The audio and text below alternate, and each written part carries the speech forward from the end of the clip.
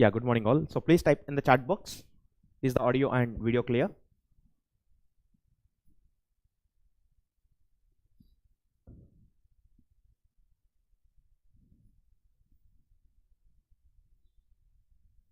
Yeah, good morning guys. So please type in the chat box. Please confirm the audio and video.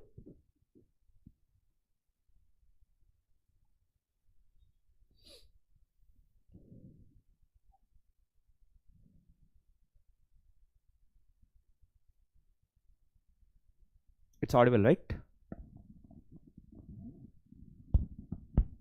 Just a minute, I think. Yeah, good morning.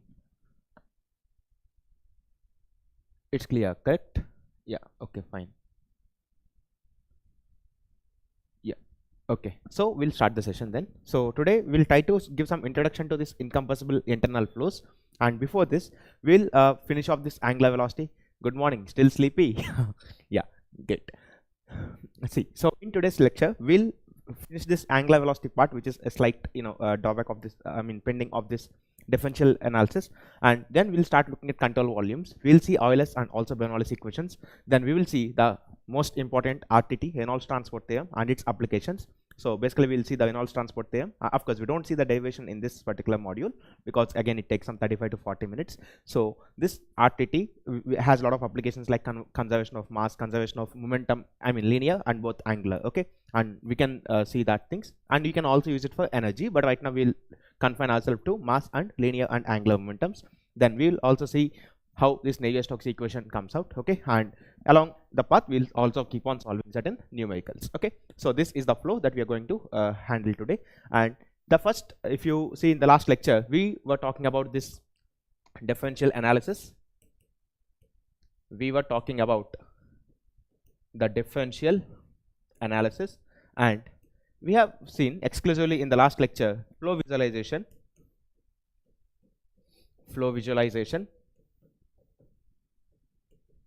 like for example streamlines, path, streak, all these things we have seen, streamlines, path lines, and then after streak lines, and we have also seen timeline, I guess, right? Yeah, timelines also we have seen.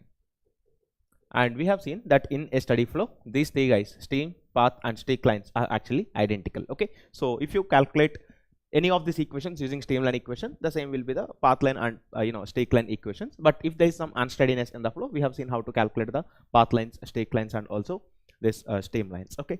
Then after this, we have started looking at continuity equation, which can be written in generally two forms. One is dou by dou t plus divergence of this rho v is equal to 0, or this can also be written as total derivative of density plus density times divergence of velocity vector is equal to 0, okay. So we have seen the divergence in both Cartesian and also in polar, okay. So like for example, you can see in Cartesian, okay, I think in SHRESTH class I have given you, like this divergence of v is by dou vx, or you can say dou u by dou x plus dou v by dou y plus dou w by dou z actually, okay. And in case of polar, we have dou vr by dou r plus one excess term will come, vr by r, plus 1 by r times dou v theta by dou theta plus dou vz by dou z. This is what we have, because generally we are habituated to take velocity profiles like ui plus vj plus wk, or in polar we have vr er cap plus v theta e theta cap plus vz ez cap, okay. And after this, we have also started looking at deformations. Like in deformations case, in deformations we have seen when u is constant and v is constant, the body undergoes pure translation. We have seen the body undergoes pure translation, and when u is actually a function of x and v is only function of y, we have seen it undergoes pure stretching. There won't be any shear strains that's happening here, so the body goes under pure stretching. But when this u is function of x comma y and v is also function of x comma y, we have seen the element gets twisted also. Okay, so there is certain shear stress. So unsteady flow check kaise karte hain? If there is time in the velocity profiles. Okay, that's it. Because if there is any other parameter changing with the time, like for example, let us say if you have pressure changing with time. Okay, so if you have density changing with time, then definitely these will bring some velocity changes in time. So definitely you can see if u, v, w are the components of velocity, you can see the existence of time in the u, v, w components. Okay, fine, Kalyan. Now let's see here. We have seen stretching. It need not be stretching always. It can be compression also. So we can write deformation and rotation and rotation. So before we go to the next topic, well, let us finish this rotation part. Slightly we have seen in yesterday's class. I have shown you continuity using volumetric strain rate. Okay, a dilatation rate like E dot. See in this case, for example, if you see strain rate is equal to dou u by dou x. This strain rate is dou u by dou v by dou y, and strain rate in z direction is dou w by dou z. And I have shown you for an incompressible flow, then definitely the sum of these three things is 0. I have taken a small fluid element x, y, z dimensions and I have shown you yesterday. Okay, so dilatation rate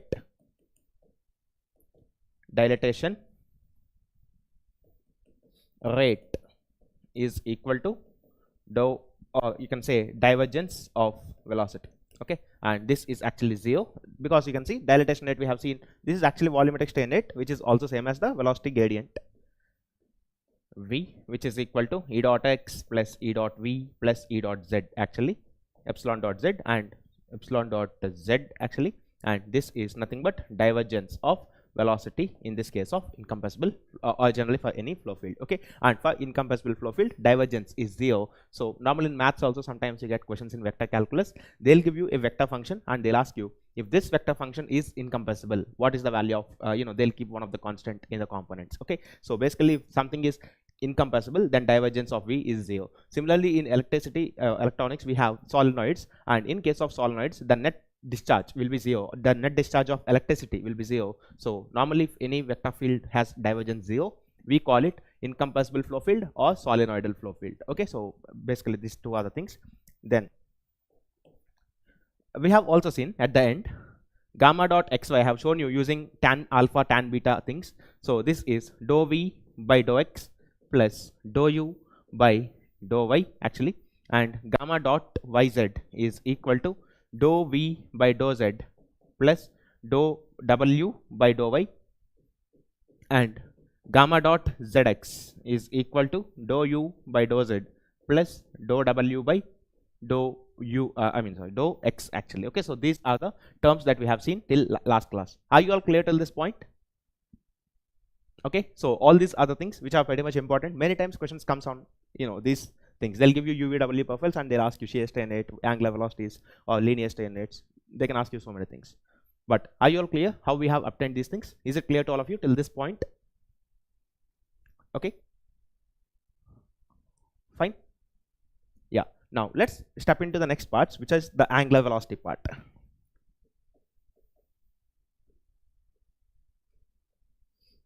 Angular velocity. Okay, so let's see. In yesterday's class, when in the conclusion I have drawn this diagram.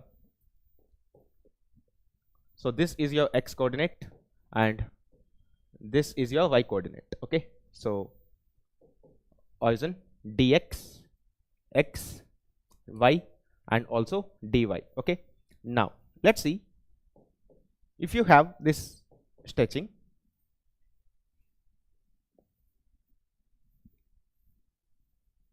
Something like this, where u is function of both x comma y and v is also function of x comma y actually. Okay, then clearly this stretching is due to dou u by dou x into dx into dt, correct? And this height we have seen, this height is due to the change in v with respect to x, because if these two particles are moving by different distance, that's happening because of different horizontal distances. So dx dt. Similarly here you can see this stretching is due to variation of u with y up to this point. Okay, and this vertical separation is due to dou v by dou y into dy dt in a small time dt. If this is the things happening, then we have taken this as alpha and this dimension as beta. Now when it comes to the strain rate, so strain rate ka numerical kar dijiye. Yeah, definitely we'll see as we go forward. We have this. Okay, just one question we have.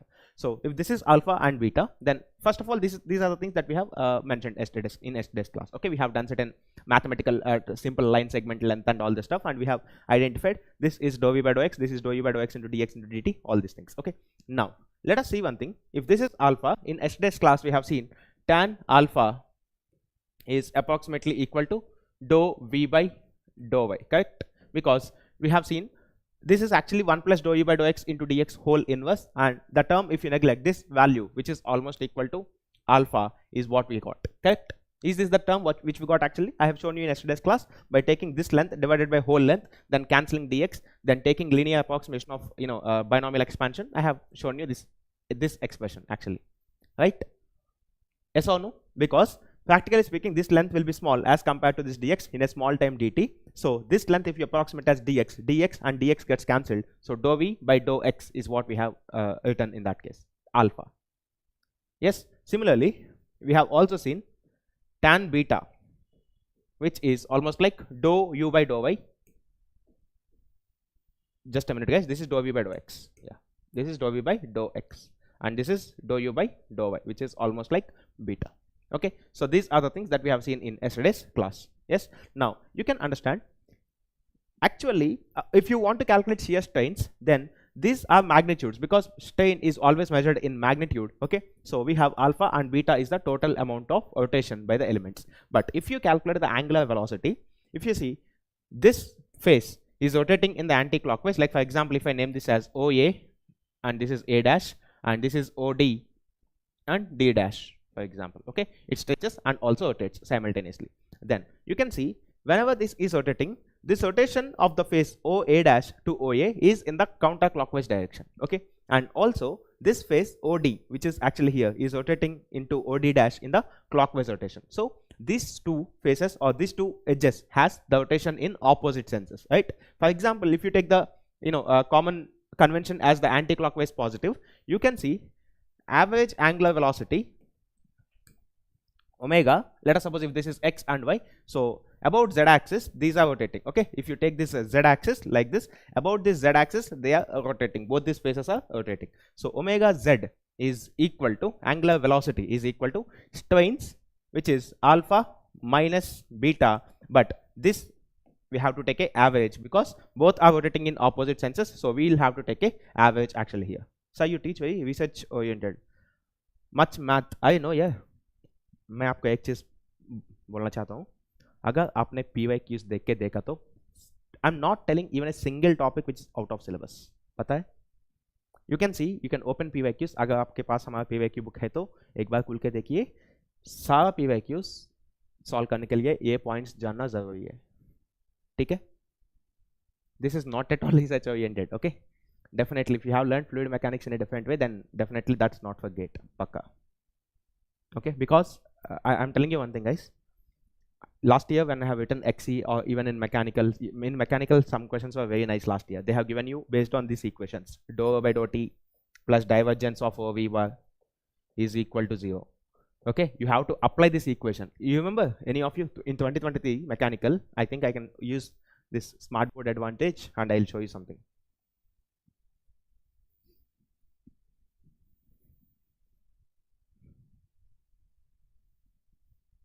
Menu, yeah, lighting I'll decrease for a while so that you can see. Get downloads, yeah, in this download 2023 mechanical, yeah, this is mechanical paper. I'm opening just mechanical. Okay, so you can see certain things which I'll better show you here.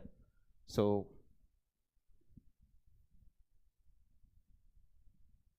if I'll show you the fluid mechanics questions in the topics what I have taught you till now at least. Okay, so that you can understand things better. Maths questions, a bit of maths should be learnt. Linear programming, again maths. Okay, this is configurations again. So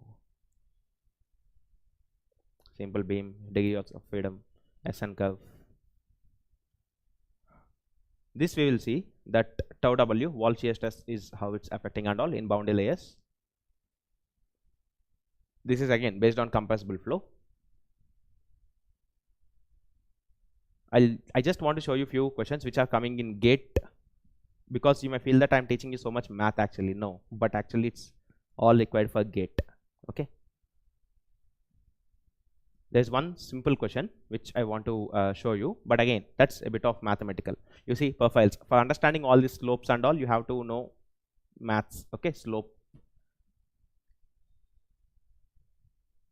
See this question. This is again a maths question. A vector field is given, outward normal vector. So linear transformation, the value of k complex function, braking system, and what is this? Counterflow heat exchanger. Okay, inverse Laplace. There is a question based on density, which you can clearly understand that it's purely mathematical question, but it's in fluid mechanics. Okay, there they have given you density function in terms of time t. Okay, so we'll see that. This is completely mechanical paper. Okay, I'm not even opening 𝐂𝐸. Then this question is a good question last year. I think the fluid questions were the last in this paper. 45. Okay,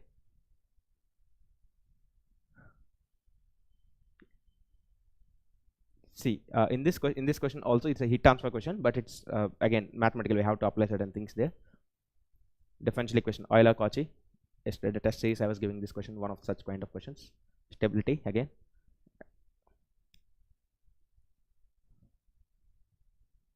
See, this is again tolerances. Fine.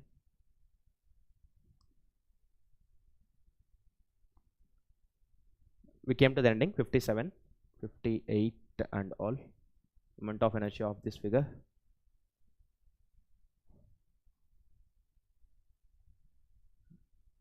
See this question actually. So velocity field is given, coordinates is given. They are asking you the pressure at the location 2, 2. You know this? Have you seen this question? For solving this question, the actual thing we should do is you should apply the Euler's equation, like del P minus O x bar is equal to rho times of dV by dt. This is the equation you should apply. Okay, and this equation we have seen. Normally I have told you here it's rho into acceleration, so acceleration can be written as dV by dt for a flow. Okay, so this is based on this question. Then you can see this question once. Yeah, 63rd question. You can see velocity they have given you, u of 0 comma t is equal to 1. Density is given as function of time. They are asking you u of 2 comma 1. Then now without doing continuity equation, can you solve this? Without knowing this equation, if you remember continuity as only OAV is equal to constant, can you solve this question?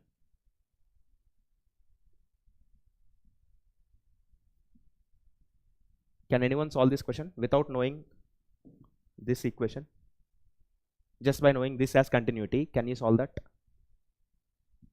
No. Okay.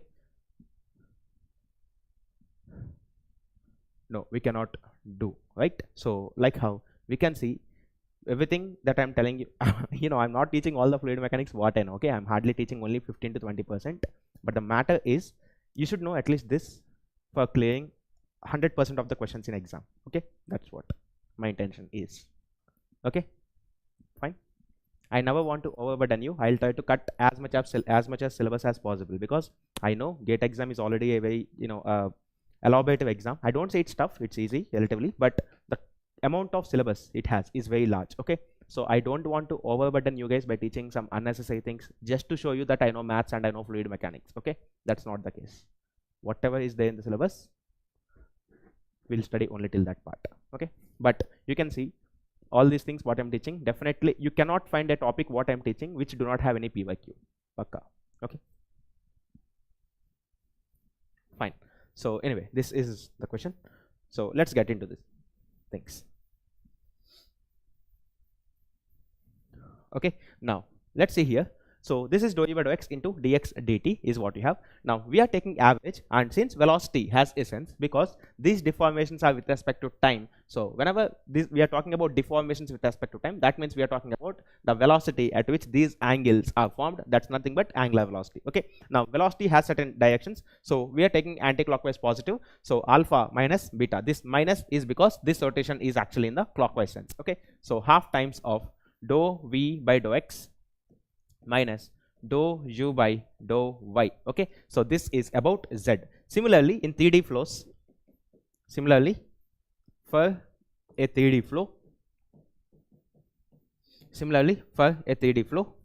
okay, so similarly for a 3D flow we can say omega x is equal to half times of dou v by dou this is z, right? So for z we have v, so for x we'll have w, so dou w by dou y minus dou v by dou x actually. Okay, no, dou z is what we have, and rotation about y axis is equal to half times of dou u by dou z minus dou w by dou x actually. Okay, so these are the components of angular acceleration which can be obtained by this simple geometry. Okay, now I want to, if you write these things in a segregate these things, I would like to tell you one thing. If you write the angular velocity vector, this can be written as, I am writing only in Cartesian as of now, omega y z plus omega z. Okay, now what is omega x actually? Omega x is half times of dou w by dou y minus dou v by dou z I plus omega y. Okay, you can see omega y half times of dou u by dou z minus dou w by dou y, I mean dou x actually, j plus half times of, okay, so omega z is half dou v by dou x minus dou u by dou y actually here. Okay, so this is what you get. Now try to understand one thing. If I make a small manipulation here, taking this as minus, can I put a minus sign here and a plus here? Okay, because here it's actually plus, so using that as minus, I am replacing the coordinates. Now if I replace that coordinates, this expression is nothing but omega is equal to half times of curl of this v bar. Okay, so curl of this v bar actually is what you have, and in this curl of v bar, if you know generally how to calculate curl v is equal to I j k dou by dou x dou by dou y dou by dou z and u v w. Okay, you know this. Now clearly if you simplify, let us suppose if you take half constant from all the terms, first term is going to be I cap times dou w by dou y minus dou v by dou z, dou w by dou y minus dou v by dou z, minus j times of dou w by dou x minus dou u by dou z, dou w by dou x minus dou u by dou z, because I have already taken minus. Similarly the last term will be kth component of this. Okay, so angular velocity is half times the curl of v, and this curl v is actually called vorticity, which you will see in potential flows. I'm going to teach you potential flows as well. So this curl v is actually called vorticity. Okay, so this is called vorticity actually. Okay, we'll see what is this vorticity, what are circulations, all these things in potential flow. I'm also not teaching this velocity, potential and stream function right now, because we'll see them in detail in potential flows actually. Okay, that's why I'm not teaching the velocity, potential and all, because potential flows are generally irrotational. So for every irrotational function, I'll show you some mathematically vector calculus what's happening there, and I'll define a function which is phi, which is velocity potential function. Okay, so these are the things that we have till this particular point. W omega bar is equal to half times of curl v bar actually. Clear to all of you till this point? Okay, so are you all clear till this point?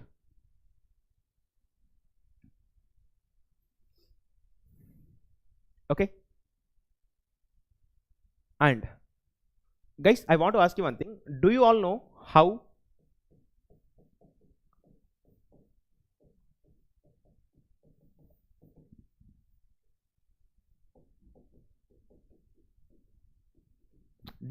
this comes from this equation? Anybody? Do you know how this equation comes from this equation? Because both are continuity, right? You know, sometimes you apply that, sometimes you apply this, but do you know how this equation come from this equation? Because this is the actual continuity equation which we have derived. Okay, so if you know, it's fine. If you don't know, we'll see in Reynolds transport theorem. very soon. Okay, maybe just in some next 10-15 minutes. Okay, clear? Then let's see what is it. Fine. Now we want to talk about certain things which is called the Euler's equation. Euler's equation, which is slightly extension of hydrostatics equation. Okay, in hydrostatics we have seen del P minus rho x bar, where x bar is body force per unit volume. So we have seen that's equal to 0, or this can also be written as rho x bar minus del P is equal to 0. Now when I am talking about uniform translation assumption, only one assumption, steady state. Okay, we'll see what is that. Fine. Now let us see, this is rho x bar minus del P is equal to 0. Now when I'm talking about uniform translation of fluid bodies, you remember we have taken some cart with some acceleration by putting fluid in that. Okay, so now we'll see the same equation, rho x bar minus del P is equal to rho times acceleration, which is dv by dt. Okay, I think they have written rho a bar. Correct? This is the equation. You all remember we were talking about the uniform translation of fluid bodies, and I have taken a small elemental block, then P minus dou P by dou x into dx by 2, P plus dou P by dou x into dx by 2, then we have written the force equilibrium of the body, and finally we got this expression. Okay, but there the case is the fluid particles are not moving. Okay, whatever is the motion of the container, same will be the motion of the fluid also. But let us suppose if you have certain fluid, okay, let us suppose there is some flow, okay, non-viscous flow, okay, there is no viscosity, inviscid flows, and here when there is inviscid flow and if the particles are practically moving, then this acceleration can be actually replaced with the components what we have. Okay, so we can write this equation as rho x bar minus del P is equal to rho times of dv by dt, where the velocity in the flow field is ui plus vj plus wk actually. Okay, so ui plus vj plus wk. Now you can have the components ax as dou u by dou t plus u into dou u by dou x plus v into dou u by dou y, all these components. Okay, so let us suppose if this is a flow, actually if the particles are actually moving. Okay, and this is hydrostatic law, and this is when the fluid is actually in motion, which is the Euler's equation. The derivation is same. Basically you take a small fluid block, then write all the pressure gradients and all. So this is what we have, but here since the particles are moving, we can replace this acceleration with dv by dt, and we can write the components accordingly. Clear to all of you? Do you all remember this equation? This equation which we have derived using uniform translation of fluid body means whenever a fluid particle is in motion, generally the sum of the body forces and pressure forces, because only those two are there when there is no viscosity, so the sum of these two in magnitude in vector form is equal to acceleration of the fluid particles actually. Do you all remember this? If you all are fine with this, then I'll proceed. Okay, I'll show you the Bernoulli's equation. Okay, fine. Is this clear to all of you? Yes or no? Please type in the chat box. Clear? Now let's see, accelerations and all. Applying Bernoulli's equation, applying Euler's equation,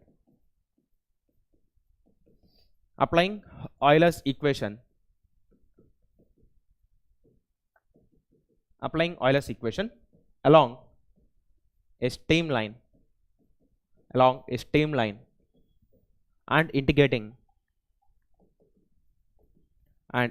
it, because this is in differential form. Okay, so you have to integrate it. Integrating it gives energy conservation, which is actually a Bernoulli's equation. Energy conservation, which is actually a Bernoulli's equation.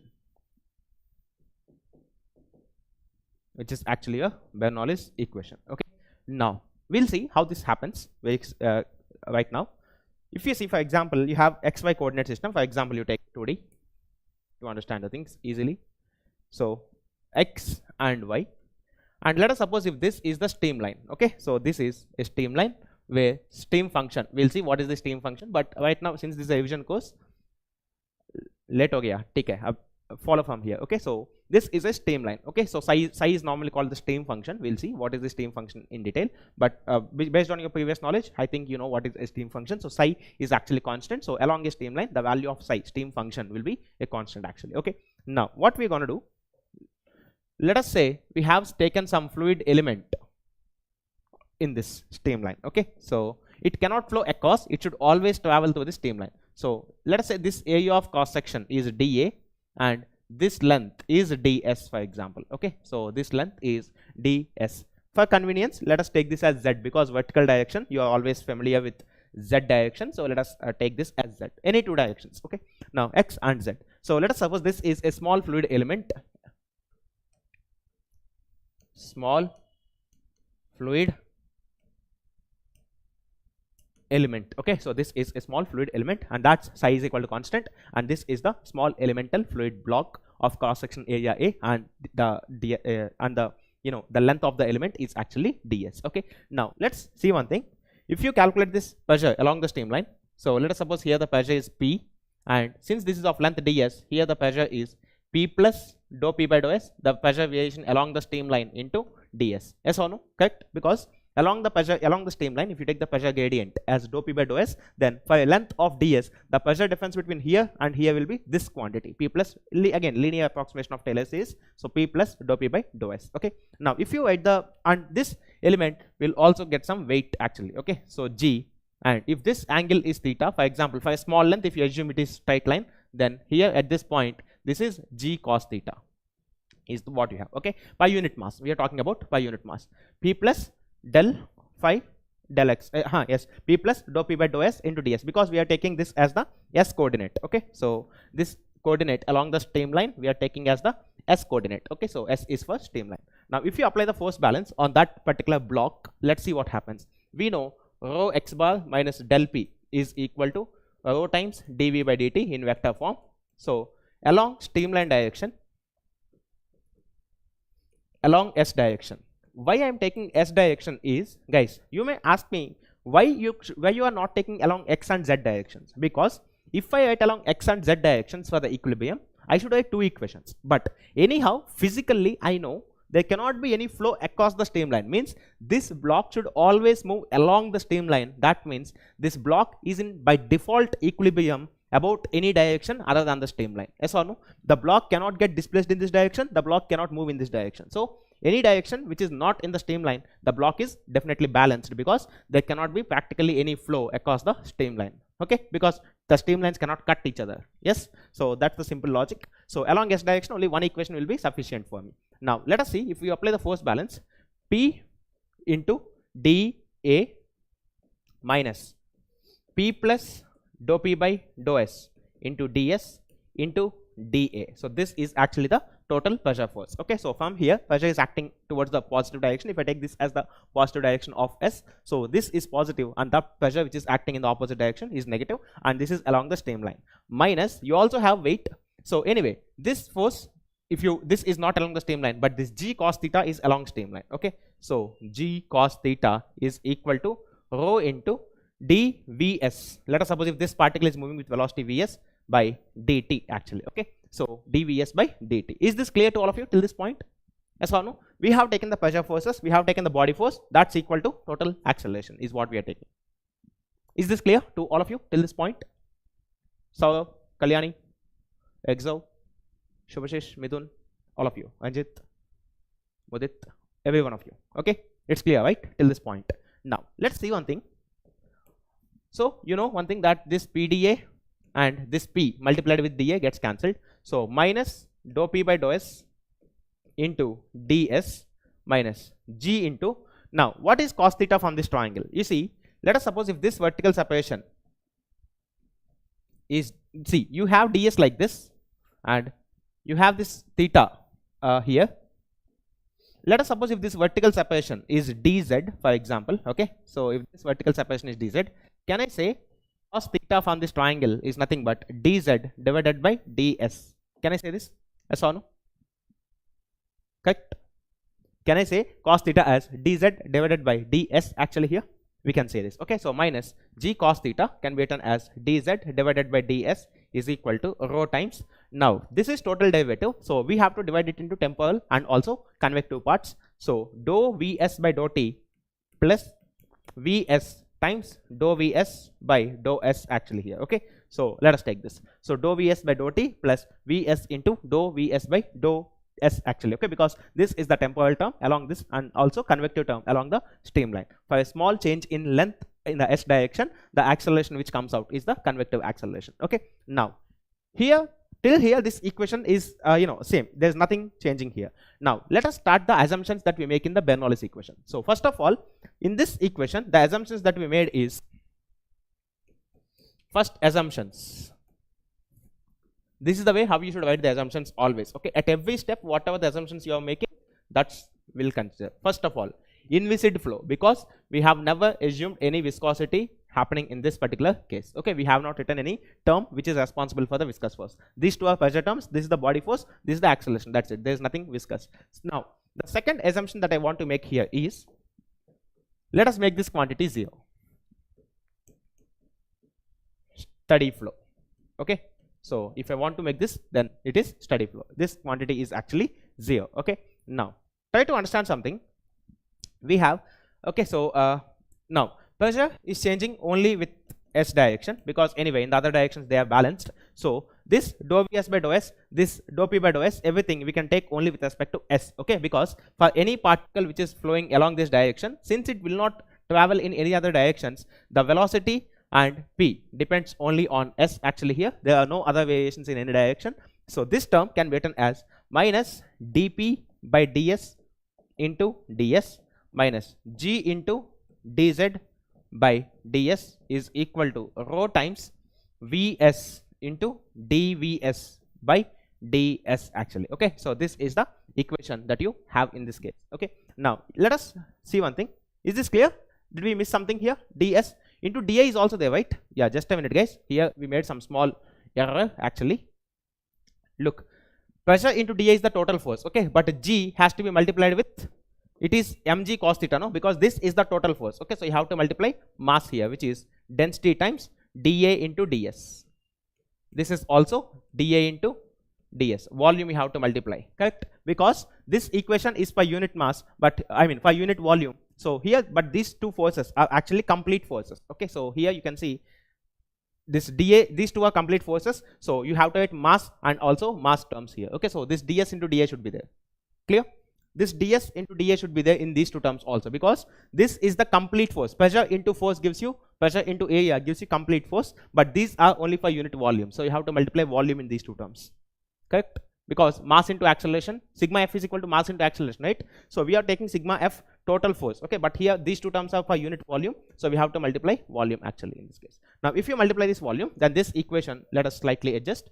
I think we missed this dA ds. So this equation gives you minus dou p by dou s into dA ds minus rho g dA ds into cos theta dz by ds is equal to rho times dvs by dt into dA into ds. Okay, so this is the actual equation here. Look, I'm telling sigma f is equal to mass times acceleration is what you like, correct? So sigma f is equal to pressure force minus w cos theta is equal to mass into acceleration. This should be the term, correct? Because you are writing this pressure force actually. Pressure force is actually okay, let me write this as fp, force due to pressure.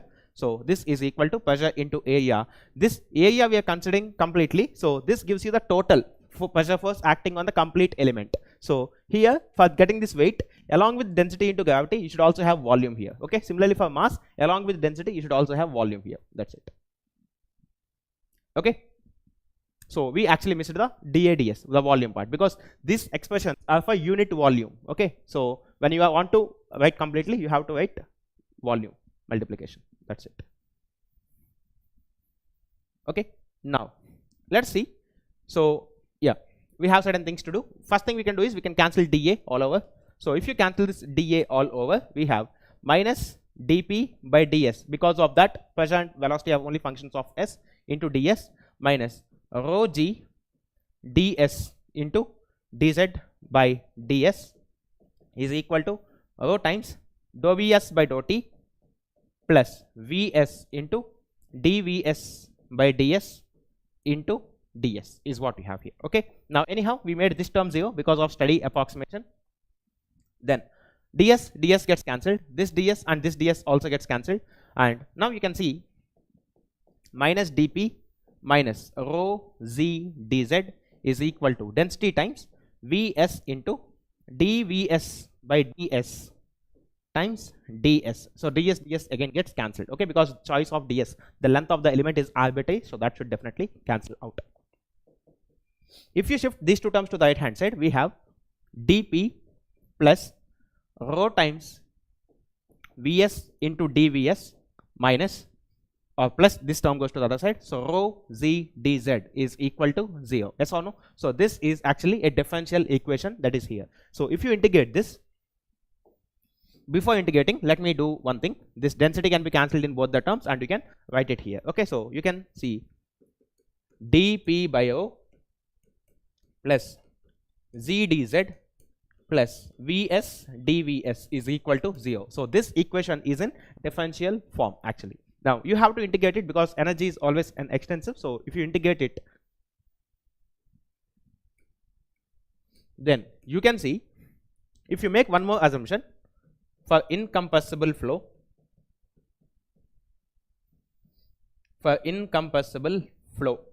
okay, so for incompressible flow, so let us make your third assumption, which is your incompressible flow. Incompressible flow actually, okay, so this is for incompressible flow. Now if the flow is incompressible, what can I do? At any location in this motion, can I take density constant? Yes or no? At any point in this flow along the streamline, can I take density out as constant? Correct? Can I do this? Yes or no? Please type in the chat box. In this equation, can I take density out as a constant at any given point? Yes? Yes or no? You know this? Okay.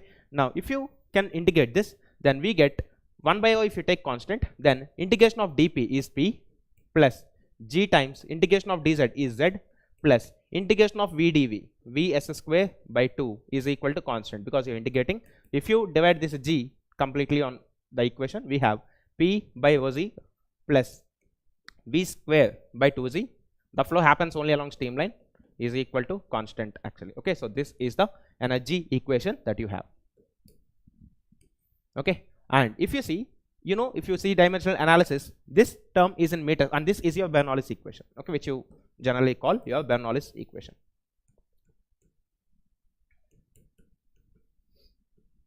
Bernoulli's equation. Okay, now let's see one thing here. This is your Bernoulli's equation. If this is z, the dimensions of this z is meters, okay, and if the quantities are added, then definitely all the dimensions should be meters. Yes or no? Because you can add only quantities of same dimension. Okay, so this is z, so this is called potential head. Head per unit weight, of course, per unit weight of fluid. Okay, and this is called kinetic head or velocity head sometimes. Kinetic head per unit weight actually. Okay, so this is for unit weight, and this term is actually the pressure head.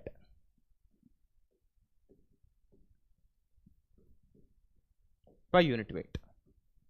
Okay, so this is per unit weights. Clear? So this is actually your Bernoulli's equation. Is this clear to all of you? Basically, how we get the Bernoulli's equation is, normally if you apply the force balance, that's it. Okay, this force balance is called the Euler's equation. Of course, this is in per unit mass. Okay, so I mean per unit volume, but here it is actually for total mass. That's it. Okay, clear? Did you understand why these assumptions are coming? Normally, when you make this a habit, please make this a habit. Whenever you do any derivation, okay, normally you see in schools and all, normally at the school level or +1, +2 level even, you will see they'll first write assumptions, okay, then they'll start explaining the things because we made this assumption, this is happening. But that's actually you should, for simplifying certain things at different points, you should start writing your assumptions. Okay, you should start doing the things. Then for example, I reached this point, I know if there is time and us, it's complicated for me, so I have made this term 0, then I have written it's steady flow. Okay, when I have written this force balance, I'm not writing any viscous terms, so I know it's an inviscid flow. So like that, at different points in the derivation, you should write different things which you need as assumptions. Okay, fine. Now let's see one thing. For this, you have you generally have this equation, Bernoulli's equation. I just want to take some 1 minute or 1-2 minutes of time, and I want to show you basically how your steady flow energy equation and Bernoulli's equation are actually same. Okay, they are same actually, one and the other. Now let's see. For let's, if you add some small quantities, del Q dot minus del W dot is equal to, or del Q minus del W. For if you delete the mass flow rates, del Q minus del W is equal to change in kinetic energy plus change in potential energy plus change in enthalpy actually. Okay, so this is what we have.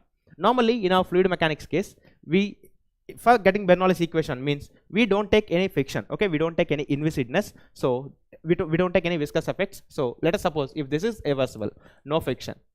Okay, if this is reversible, then TdS is equal to del Q, and TdS can be written as du plus PdV, or also dH minus VdP. Because this is an extensive, you can apply it for open and closed systems, whatever, and here the system is open generally. These equations. This is for reversible flow. Okay, because why we are taking reversibility? Because in deriving Bernoulli's equation, we have never taken the effect of viscous forces. Okay, so viscosity is definitely like dissipation energy, so that we are not taking. And also normally when you are analyzing flow through pipes and all, we generally don't take any work interactions also. Okay, so anyway, if you see this del Q is 0, then minus del W is equal to dKE. So normally kinetic energy is V square, half V square, elemental this is kinetic energy per unit mass. Okay, because we are writing intensive terms. Okay, so this is V square by 2. If you differentiate this, clearly derivative of this is half into 2V dV. Okay, 2 gets cancelled, so derivative of kinetic energy intensive is VdV plus potential energy. Potential energy per unit mass is Z. So if you integrate this, if you differentiate this, we have Z dZ. Okay, plus dH. TdS is equal to dH minus VdP. So dH can be written as TdS plus VdP. Okay, so this can be written as TdS plus VdP. Okay, and also in a flow system, definitely the work interaction del W is equal to minus VdP, and you will integrate these things. Yes or no? Normally in case of control volumes, if you want to calculate flow work, your expression for the flow work is minus VdP, and if you are forgetting total work done in a control volume, you can actually integrate this. Yes or no? So del W is equal to minus VdP. This is for flow work. In your basic thermodynamics, I think Shivam sir might have taught you, definitely. So basic thermodynamics is finished, right? Crash, yes. So this is the case. So therefore, because of this logic, you can cancel this minus del P and this VdP actually, because if you send this minus sign here, minus del W is same as VdP actually here in this case. Okay, now since the flow is actually, just a minute guys, dH is equal to TdS plus VdP. Okay, fine. Let us do one thing. Instead of directly cancelling, because here we take certain pressure variations also, which is important generally, we'll do one thing. Since in case of pipe flows and all, in case of pipe flows and this, you can see in case of this pipe flows and all, we have this TdS minus del W, VdP is here, so we don't do any work interactions. Okay, so no work interactions is what generally we do. Normally in case of wind tunnel testings, anyway, we don't take any work interactions. Then this term can be made 0, and also because of reversible, this TdS can be made 0. So if you make this VdV plus, or if you write this carefully, we have VdP plus VdV plus GdZ is equal to 0 actually, and this specific volume can be written as 1 by density. So this equation becomes dP by O plus VdV plus GdZ is equal to 0 actually. Okay, and this equation is same as the differential equation. Okay, in compressor why we take positive? Because in compressors actually we supply the work, and whenever you are writing this expression, work is actually supposed to be done by the device, so we take a minus of minus. That's it. Okay, in compressors also you need not take plus actually, because of this plus minus business is because of sign convention. If you see for a compressor also, integral minus VdP, P inlet to P outlet is what you can do, and this quantity turns out to be negative. That's it in case of compressors. Okay, because this PO is actually greater than PI and V is always positive, so for compressor the flow work is negative, which means you actually have to supply work. Clear? So this is again the Bernoulli's equation, which comes out like this. So again, if you take constant density, all these things, this equation and this equation both are same. Okay, fine.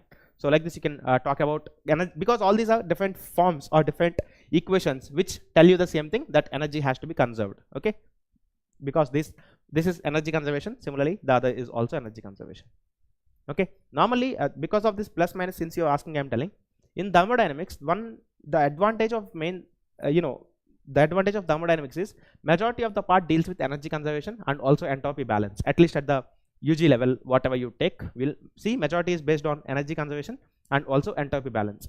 When you are writing energy conservation, you should never bother about your plus minus signs. Okay, you write this equation. Let us suppose, I'll again spend 1-2 minutes.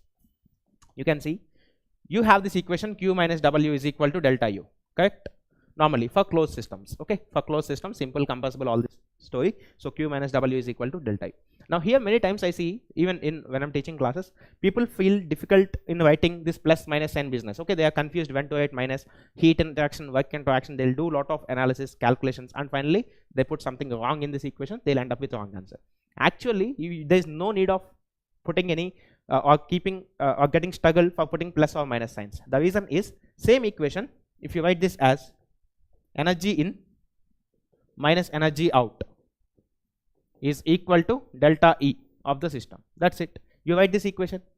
Simple, no need of any plus minus signs. Okay, because whatever the energy is coming in, you put here. Whatever the energy is going out, you put here. Then this is delta E of the system. And for simple closed compressible systems, this energy of system is only internal, because no kinetic, no potential, all these things are there. So this is how the equation gets converted.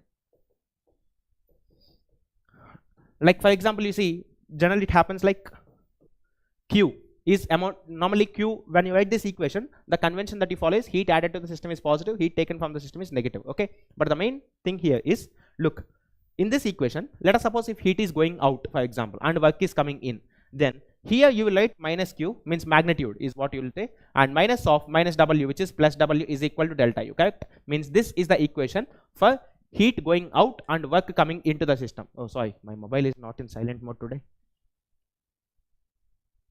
Just a minute, guys.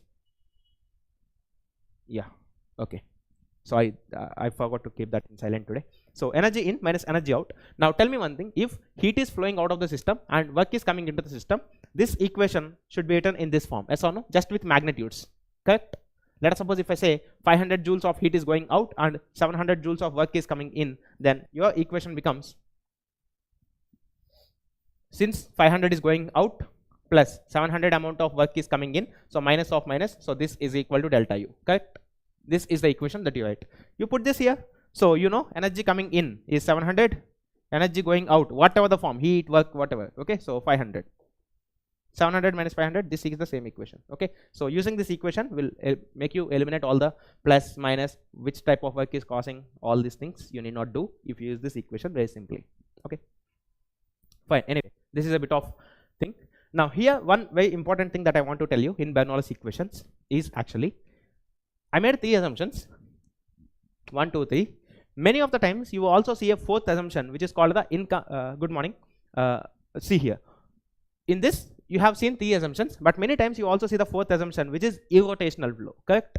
What is irrotational flow? Is basically this velocity vector, whenever a fluid is flowing, this velocity vector actually, okay, so this angular velocity vector has to be 0, means there should not be any components of rotation that should happen. Okay, so if this is for example like a rigid body motion, then this component can be 0. Like this we can make certain things where the omega bar can be made 0. Okay, so that's called irrotational flow. But in Bernoulli's equation, you cannot strictly, okay, this is Bernoulli's equation, we'll start it here, fine.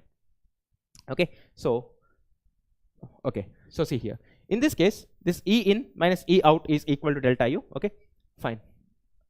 Yeah, we are talking about Bernoulli's equation. Okay, so the 4th assumption, the assumption of irrotational flow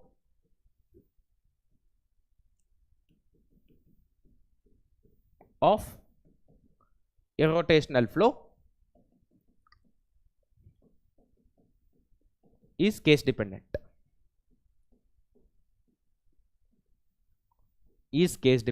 Okay, so the assumption of irrotational flow is actually case dependent. Actually means normally if the flow is rotational, then you can apply Bernoulli's equation only at 2 points on the same streamline. Okay, Right now, because of time constraint, I'm not showing the derivation, but I'll upload in the Telegram group. Okay, so you can see here in the Telegram group. When I upload, you can clearly see, and if you have any doubts, you can ask me also. So normally this is case dependent. Okay, it's not like for every Bernoulli's, for applying Bernoulli's equation the flow should be definitely irrotational. No, need not be. Okay, even for rotational flows you can apply Bernoulli's equation, but you have to be little careful. You should apply this on the same streamline at 2 points on the same streamline actually here. Okay, see, we will see something about plane vertex flows. Okay, so then you can get little clarity. So we'll talk about some plane vertex flows, like normally if you have a vertex. Okay, so let's see what's happening here in this case. Just a minute. Fine. Okay, so let's see here in this plane vertex flows, you have two vertices which are free vertex and also forced vertex actually. Okay, so free vertex and also forced vertex. Now normally these free vertices are irrotational,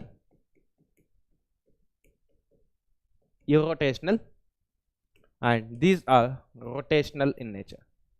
Means one thing practically is here omega bar is equal to 0, here this is not equal to 0 actually in this case. Okay, so let's see how this can basically in this equation, in case of free vertexes, you know all the definitions and all. Free vertexes get generated by themselves. For forced vertex you should use an external agent for creating the rotation, all these things you know.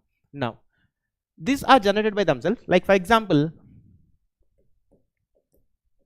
sink in a kitchen,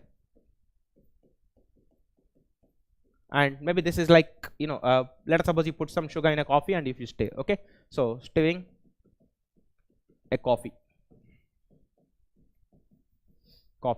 Okay, so sometimes what happens, because of certain pressure variations, with more concepts which need good understanding about vertex flows is what you're asking,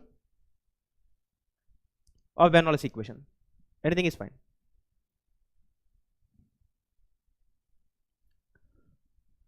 A problem with more concepts in this vertex flows? Dynamics. Okay, yeah, we have some problems, we'll solve them. Okay, now this is sink in a kitchen and this is stirring in a coffee, for example.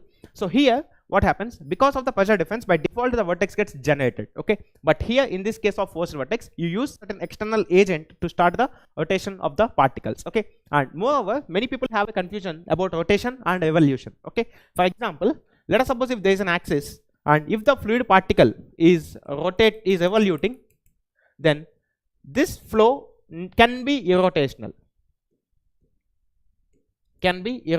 because rotation is different from revolution. Okay, you know, our planetary system, all these things. So this particle is actually evoluting. Okay, but during evoluting it may not rotate. Okay, like for example you take earth is actually spinning. Okay, so like if you take a configuration, for example this particle, let us suppose if I put a, you know, plus symbol here, this plus symbol remains cos like this. Okay, it remains cos like this in irrotational flows. Okay, because that cross will not rotate actually. Okay, but let us suppose sometimes it can happen in the flow that the cos is initially like this at this position, but it might have got into this plus position exactly. Okay, or it might have got certain inclinations here. So like that the cos can actually get rotated if you keep in a vertex flows actually. Okay, so this can be irrotational. So the fluid particles should not rotate, they can evolute about certain axis, but about their own axis they should not rotate. Okay, so that's called irrotational flow. Now coming to here, whenever we are talking about free vertex, you can see the differential equation for this free vertex is dv theta by dr plus v theta by r is equal to constant actually. Okay, so this is the differential equation which governs the free vertex. Like for example you can see, I'll show you using one simple example. For example, let us say you take this as x and y axis, this is irrotational. Omega z, the rotation about omega z can be taken as alpha minus beta plus omega is equal to 0, where omega is the total angular velocity of this particle. Okay, like let us suppose if I take for example a small block here, this is of size dx and dy, then you know this can actually get into this form. Okay, so this gets deformed, but during this deformation, what happens? This complete deformed block is also rotating at angular velocity omega about this axis, which is passing through the, for example, if this is center, 𝐂𝐸𝐴. So about this point, this block is getting deformed. During deformation, simultaneously, while it's getting deformed, it's also making the revolution about this particular point O, correct? So that's how this omega z is equal to, you can make 1 by 3 here also, no issue. You can make 1 by 3 because these magnitudes are very small in general. Okay, so this value is actually 0. Alpha minus beta plus omega is equal to 0. Now here in polar coordinates, you should identify what is this alpha and beta. Okay, so see here, I'll just maybe, what is the time actually? 8:30. Fine, I'll spend some 2-3 minutes and we'll see quickly. Look,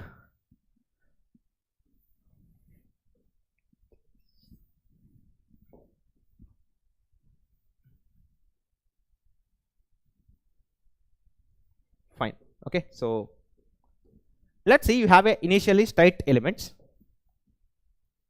This is the radial direction and this is the theta direction, for example. Okay, so this is the radial direction and this is the theta direction. Okay, radial and theta direction. Okay, now let us suppose if this is dr and this change is d theta at a r.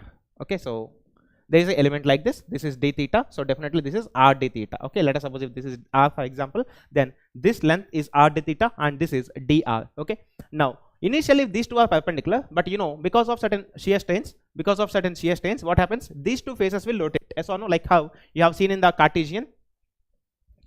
If this is dy and if this is dx, the two faces which are initially perpendicular are rotating like this. Okay, so this is beta we have seen and this is alpha. Now similarly, in case of cylindrical coordinates also, what happens? If this is the radial direction and if this is the theta direction, okay, then if I have a small length dr and this is r d theta, if you take a small elemental fluid volume, then what happens? This will actually rotate. Now this rotation happens in this way. This is alpha and this is beta again. Now try to understand, this separation is due to having these two components with different velocity in the theta direction. As or no, means here v theta is something different, here v theta is something different, means dependence of this v theta. Normally this v theta depends on both r and theta, so dependence of this v theta on radial location is responsible for this shift. As or no, the shift why you are getting this elevation is because these two particles which are different, which are having different radii, are moving at different v theta. That's why within a given small time dt, this particle got traveled from here to here and this particle traveled from here to here actually. So like this, along the radius, if v theta is changing with radius, then this edge will take a rotation. Similarly here, the radial component of velocity is responsible for this. Is this clear to all of you? Yes or no? Please type in the chat box. Is this clear to each and every one of you?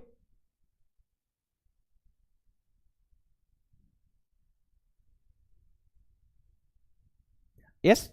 Now clearly, if the flow is irrotational, then what is this expression? dv theta by dr into dr. Okay, and here this value is dvr by dou theta or d theta into r d theta. Okay, so this is r d theta is the this is d theta actually. This is d theta because this d theta is the variation in this. Okay, so dou vr by dou theta into d theta. Similarly here, dou v theta by dou r into dr. Now if you write tan alpha from this, which is equal to alpha almost, so that's equal to dv theta by dr into dr divided by this length, which is dr, because we have seen compared to this length, this small extension will be very small, like using Taylor series and all. Again, mathematically if you see, this is what you have, this gets cancelled. Similarly tan beta, which is almost like beta, is equal to dvr by d theta into d theta actually. Okay, so dvr by d theta into d theta actually divided by r d theta. Okay, so d theta and d theta gets cancelled, so you have 1 by r times dvr by d theta.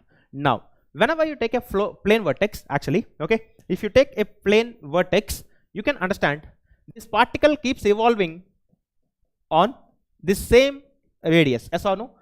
if the particle is evolving in the same radius, r is actually constant for any particle. If r is constant, what is the radial velocity? Can anyone tell me? Because in a free vertex, in a plane vertex, normally if you take a tornadoes and all, the vertex is 3-dimensional. Okay, along with the circular motion, it also travels in the z direction. But if you are talking about plane vertexes, then what's happening here? In plane vertex, the particle keeps on evolving on the same radius. Okay, it's not having any z direction or radial direction. Then this Vr is actually equal to r dot. Can anyone tell me what is this value in case of a free vertex? In case of any plane vertex in general.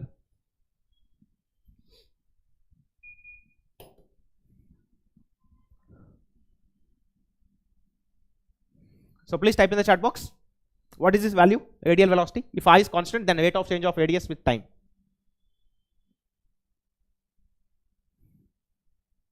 What is this rate of change of radius with the time in this case?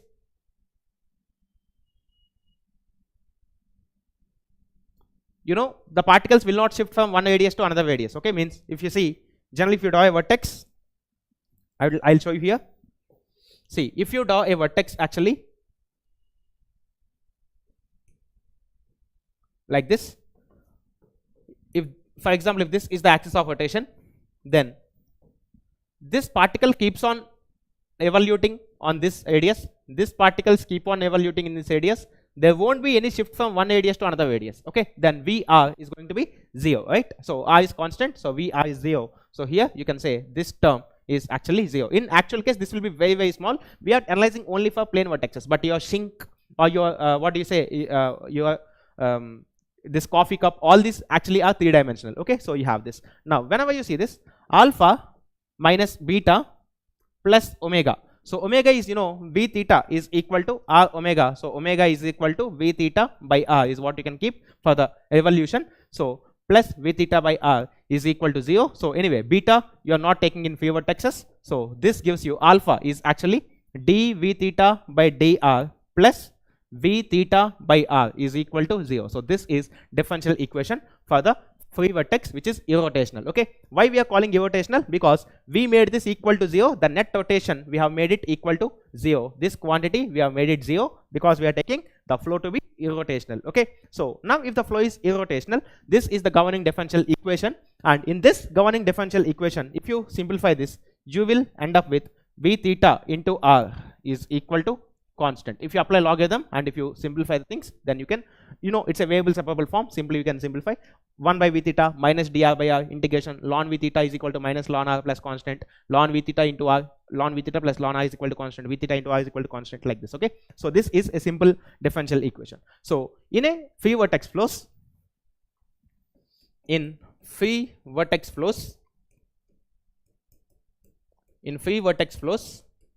your v theta into r is actually constant. Okay, you can understand one thing, as r decreases, v theta increases. Like for example, you might have seen in the case of your sink in a kitchen. In your sink, what happens? Let us suppose after the lunch you have washed your hand. Okay, let us suppose small rice particles or rice grains got dropped into the sink.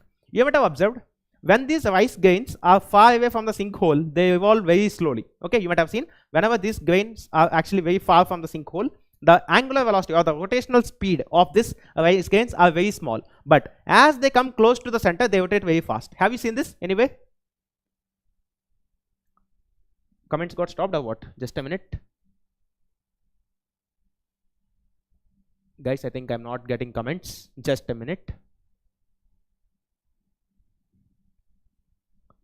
अरे chat box को क्या हुआ?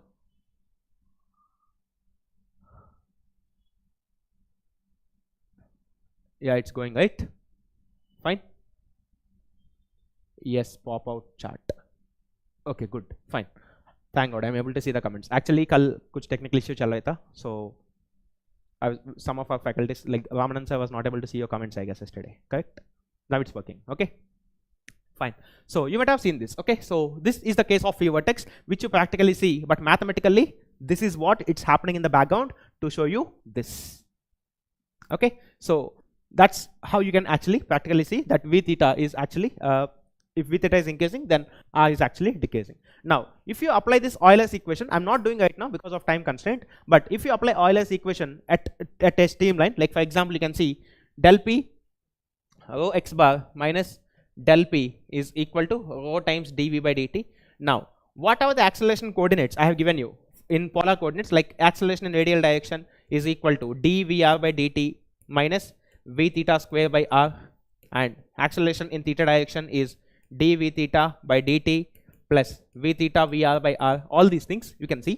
Whenever you take all these things, okay, and if you do certain things, you will find out P1 by rho 1z plus V theta 1 square by 2z plus z1 is equal to P2 by rho z plus V theta 2 square by 2z plus z2 is what you actually have here in this case. Okay, so this is what you have, P2 by rho z plus V theta 2 square by 2z plus z2. V theta 1 is actually constant by radius 1 and V theta 2 is constant by radius at location 2 actually. Okay, and normally this R is equal to 0. The central point is a singular point because at center, exactly at the center, radius is equal to 0. So velocity should go to infinity, but in actual case, the velocity at the center will be very high in general. Okay, so because of this understandings. Is the maths very complicated? Because here and all I understand we are doing in polar coordinates. So tell me honestly, how many of you are getting scared with maths here? Differential equations, this angulars, tans, that deformations. How many of you are feeling hectic with maths? I want to know. Because anyway, it's a crash course, so I just want to, go quickly. But I want you to know certain things. Okay. Like we all know, normally in a sinkhole, if you wash your hand, then definitely particles rotate slow at the outer edges and particles rotate fast at the inner edges. But how it happens is this. Okay, because that's a free vortex. Clear? Okay, I hope it's fine. Then, so let's get back into this. So V theta 1 is equal to C by R1. Guys, one thing, this we made 0 because of a plane vertex. Okay, means they are rotating at same radius. Normally in case of 3D vertex, this cannot be made 0. Okay, fine.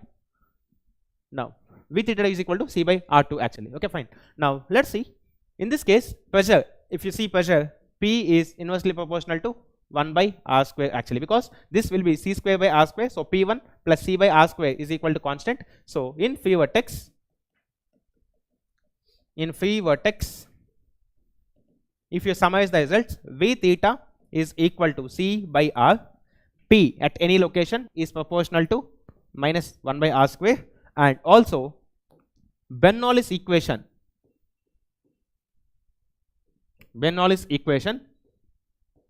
can be applied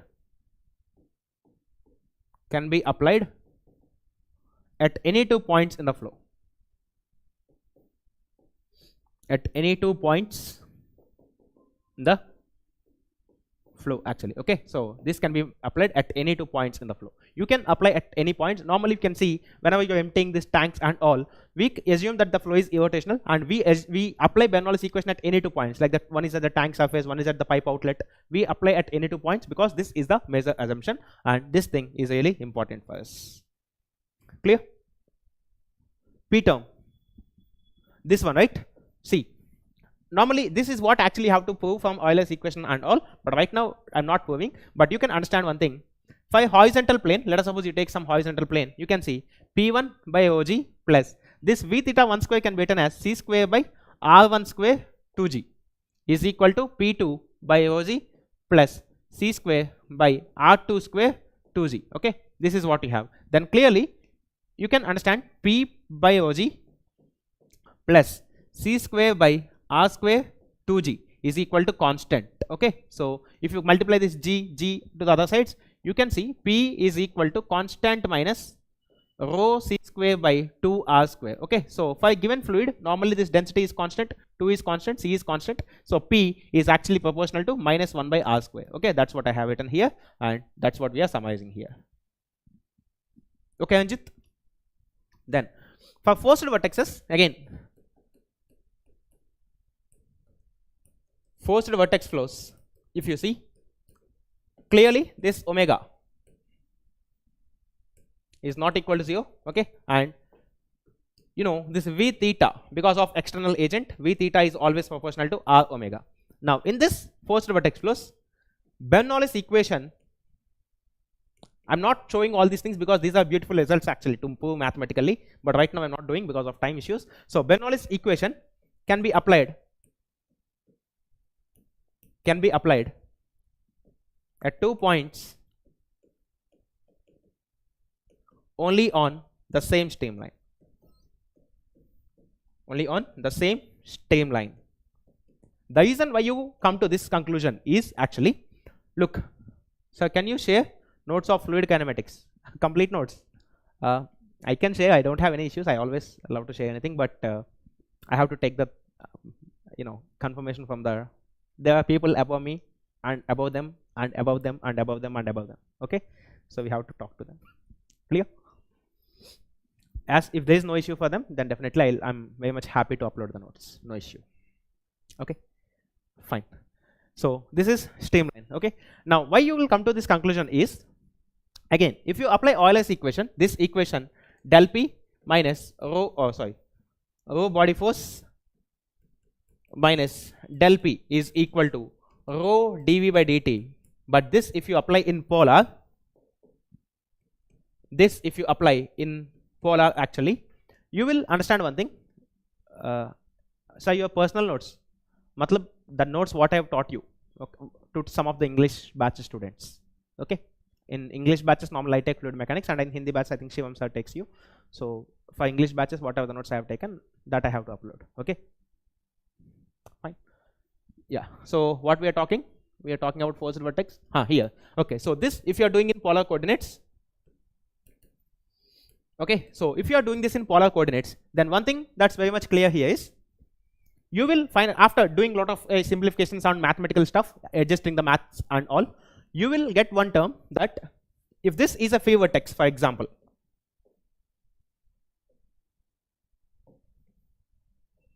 okay, so if this is your forced vortex, and let us suppose the particles are revolving about this centers. Guys, in both the cases, free and forced, I am dealing only plane vortices. Okay, you know the meaning of plane. The complete vortex is revolving about some particular location. Fine. Okay, so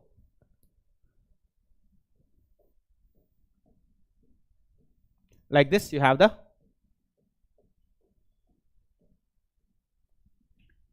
now. You know clearly these two particles are at different radius, r1, r2, for example. Now in case of free vortex, you can apply Bernoulli's equation here and here, but in case of forced vortex, on the same circle you have to apply the Bernoulli's equations. Okay, so we will see that. Now why I am telling you this is, how you conclude this point when you apply this equation mathematically, and if you do simplifications, finally you will end up with one result, P1 by rho z minus V theta square 1 square by 2z plus Z1 is equal to P2 by rho z minus V theta 2 square by 2z plus Z2. Actually, guys, I think I have this one copy. I'll show if it's possible. Downloads. So let us go back into some history. We'll see if I can get these notes which I can show you actually. External viscous, internal viscous, control volume analysis, differential. Fine, maybe here. Okay, so let's see if this is the notes. No, this is DPP3, I think, discussion.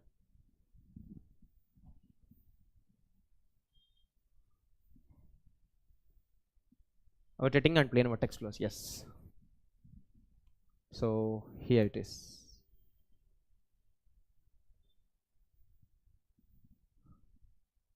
Projectile momentum, no.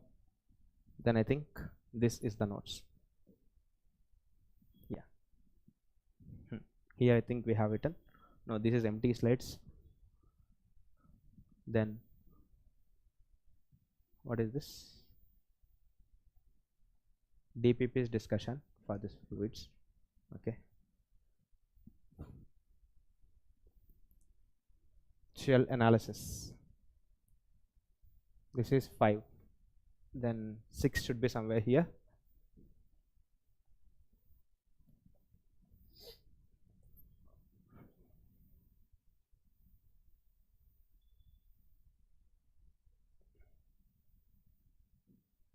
Let's see if this is the notes. No, this is also some DPB discussions. Fine. Maybe I'll request the people, if they accept, I'll try to post it. Okay, but right now I cannot have. Fine. Okay, so this is the equation which you can end up with. Now here, this equation is not Bernoulli's equation. Okay, please make a note. This is not Bernoulli's.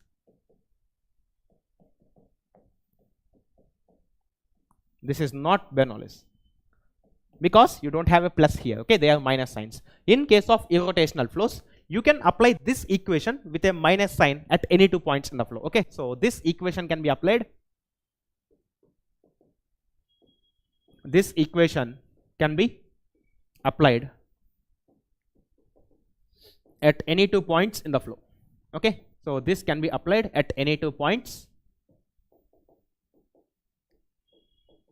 in the flow. Okay, now the main important point here is this is not plus sign, and you can apply this equation at any 2 points in the flow.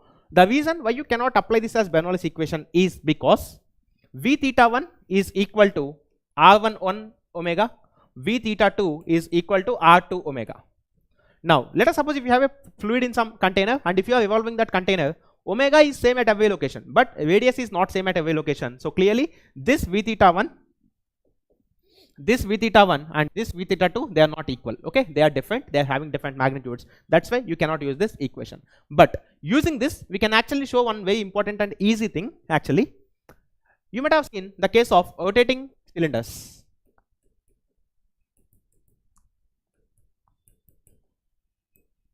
Rotating cylinders. Okay, then you can see here, if this is a cylinder, for example, let's suppose it's open to atmosphere or whatever, it is closed also maybe.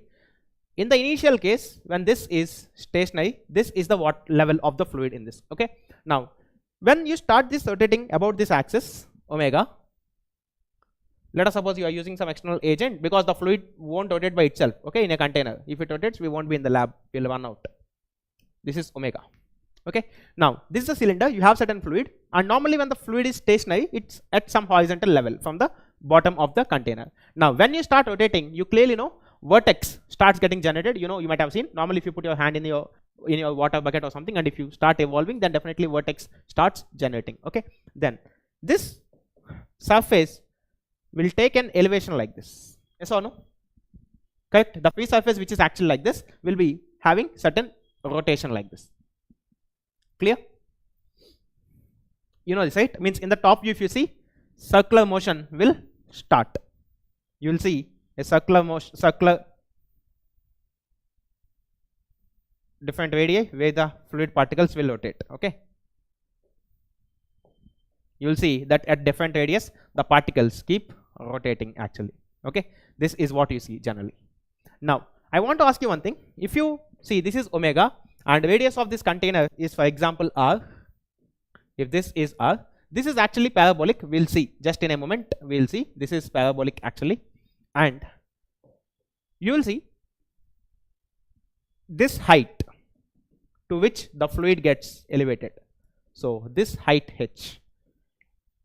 Normally if you see some I don't want to take the names, but if you see some books, actually they'll do using geometry and all. Okay, volume of paraboloid, all these things they'll do.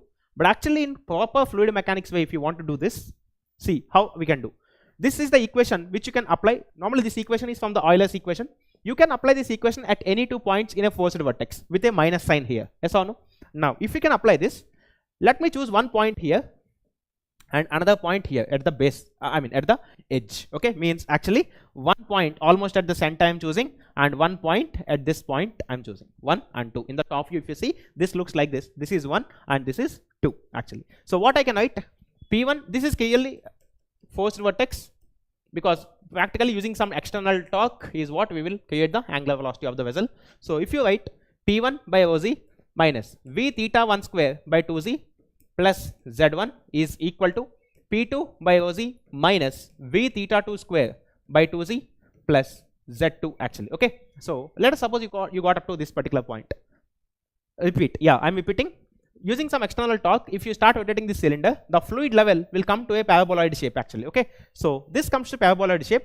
if I take 2 points and if I apply this equation with a minus sign, I need not stay on the same streamline. I can apply on different streamlines because I have taken a minus. It's not Bernoulli's equation. Okay, so if you apply this, then first point I'm taking here at the center, and second point I'm taking at the topmost edge almost. Okay, so that's at the topmost edge, means basically in the top view, if you see, one point is at the center, one point is at some other radius, which is actually equal to the radius of the tank or the radius of the cylinder. Okay, so this radius is R, for example. Okay, so since these 2 points are not on the same radius, I cannot apply Bernoulli's equation because this is a forced vertex, but I can apply this equation with a minus sign. Okay, is this clear so far till this point?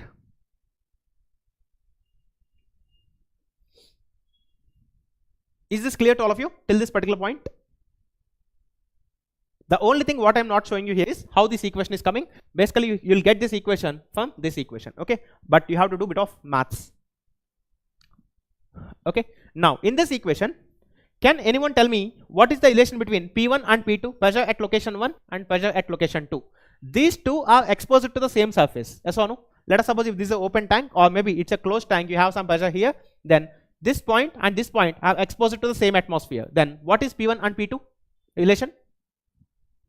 What is the relation between P1 and P2?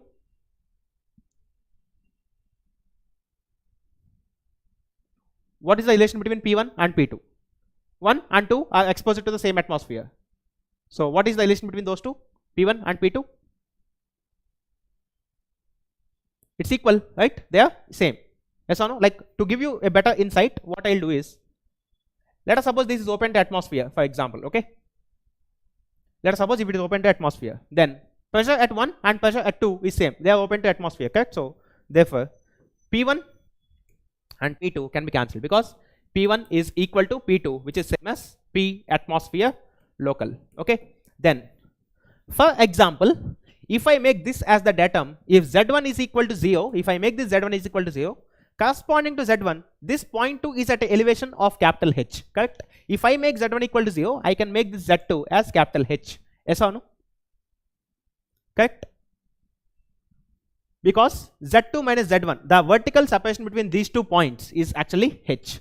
And since you know V theta is equal to R times omega, can anyone tell me what is this V theta 1 value? Can anyone tell me what is that V theta 1 value? V theta 1. What is the angular velocity of the particle at the center? 0, obviously, because R1 is 0, so this guy is also 0. Now, if you take this expression and V2 square is equal to R2 square, okay, R2 square, let us say R2 square omega square. Okay, so this is what you have, R2 square omega square. This left hand side is completely 0, right hand side this term got cancelled. We have H is equal to R2 square omega square by 2z, and the radial at R2 is nothing but the radius of the container, so R square omega square by 2g. So for a given omega, this implies H is equal to some constant times radius square at any given location, where k is equal to omega square by 2z. That's it.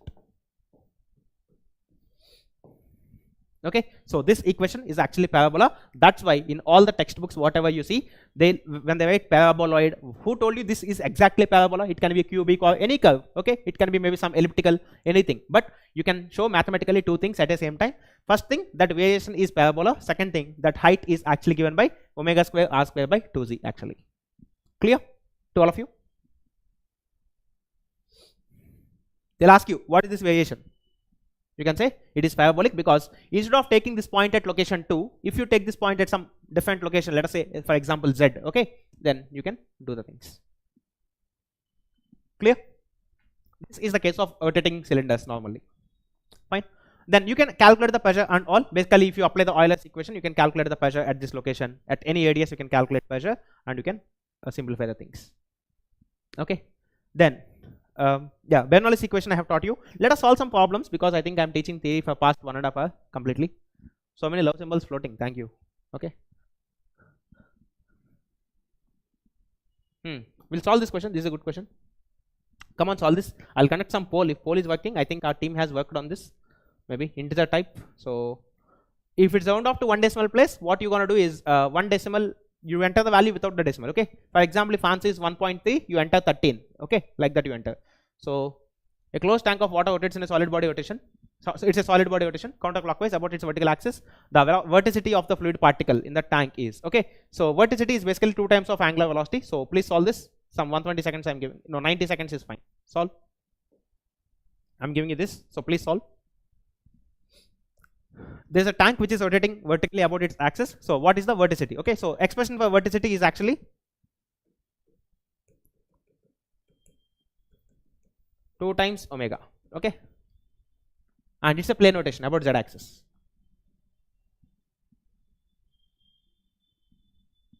Are you all understanding the things, guys? Is everyone feeling comfortable with the fluid mechanics now?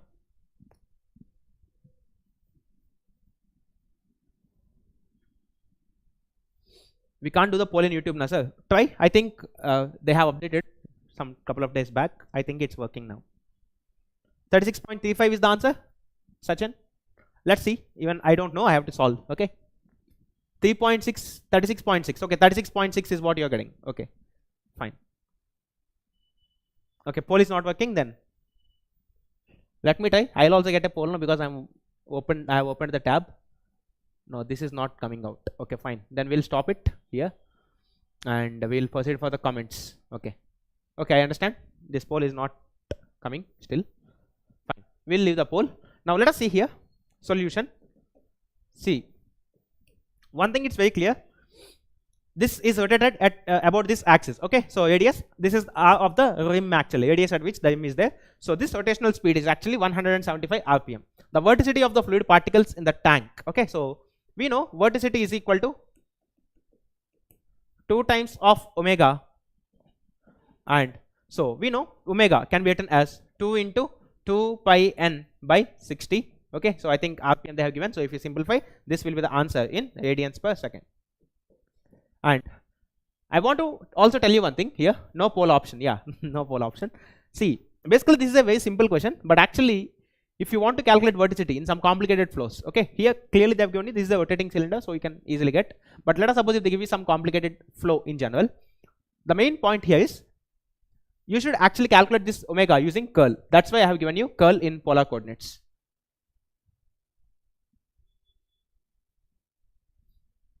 Okay, 36.6, right? So if you simplify this, then 4/15 pi into n 175 by 15 actually. Okay, so pi into 175. Oh, just a minute. Yeah, 175 by 15. Okay, this value into pi. So 36.65.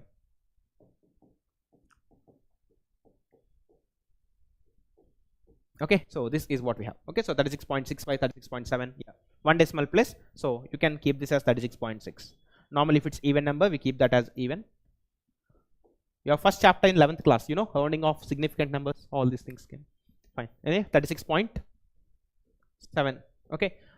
Actually, here it's a simple case. So you know this formula for omega, and you have done 2 pi n by 60. But actually, in a complicated flow, you should actually do omega is equal to curl of V bar actually. Okay. So if you do curl of V bar, then definitely you will again get the same thing here in this case. If you want the direction, you can see V r 0, V theta r omega, Vz is also 0 because the particles are rotating in free vortex. So if you calculate curl V, in yesterday's class we have seen E r cap by r, E theta, E z cap by r, dou by dou r, dou by dou theta, dou by dou z, and this is V radial, r into V theta, Vz. Okay, so this is actually the expression for the curl. Okay, now in this case, if you want the direction of the verticity, all this stuff, you can calculate something like E r cap by r.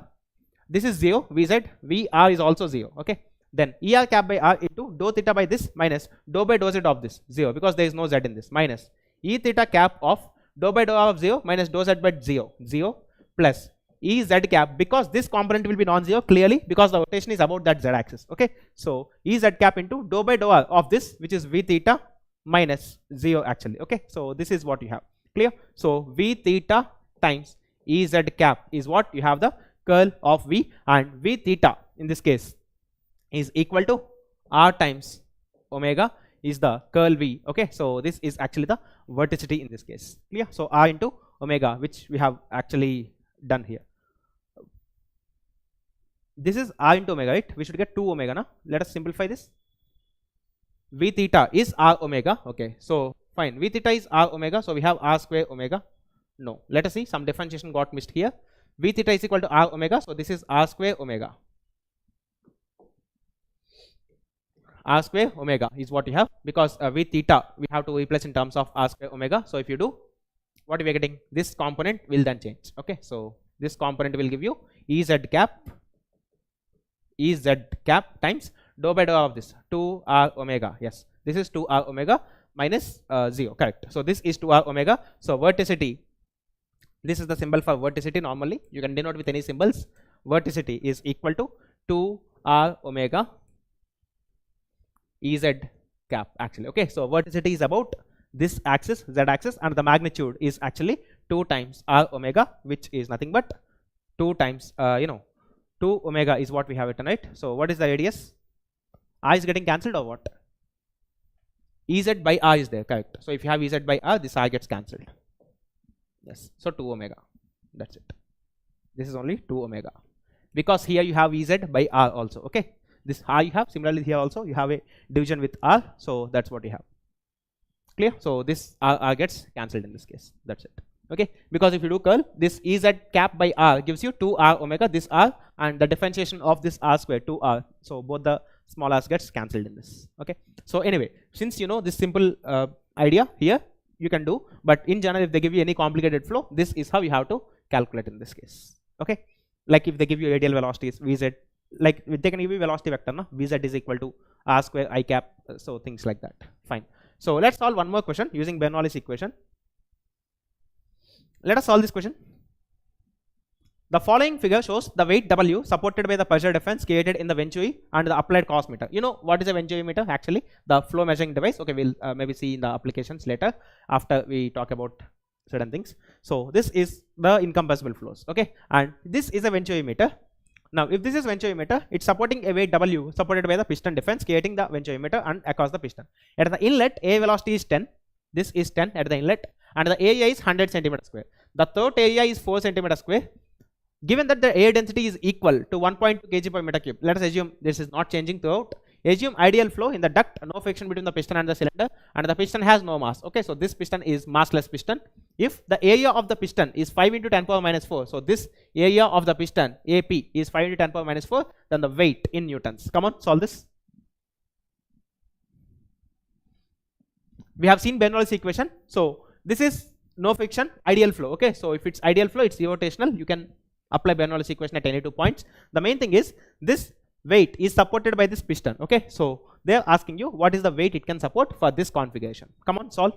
We have 4 options. Take some 2-3 minutes and solve this.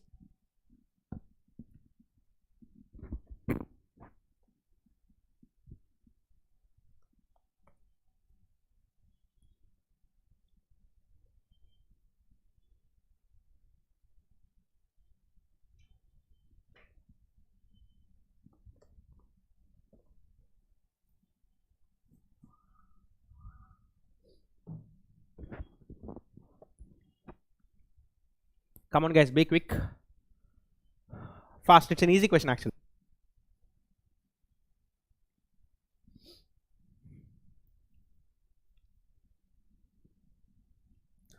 Are you all finding these sessions helpful? You know, is it okay? Are you all getting some knowledge from these sessions?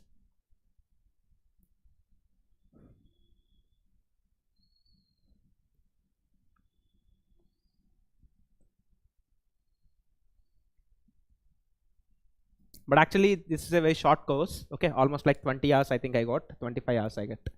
So we are going at very rushing and you know a very different pace, and I couldn't show you many of the results mathematically how they are happening and all. I'm just asking you to take it for granted, but in a detailed course we might have spent long time.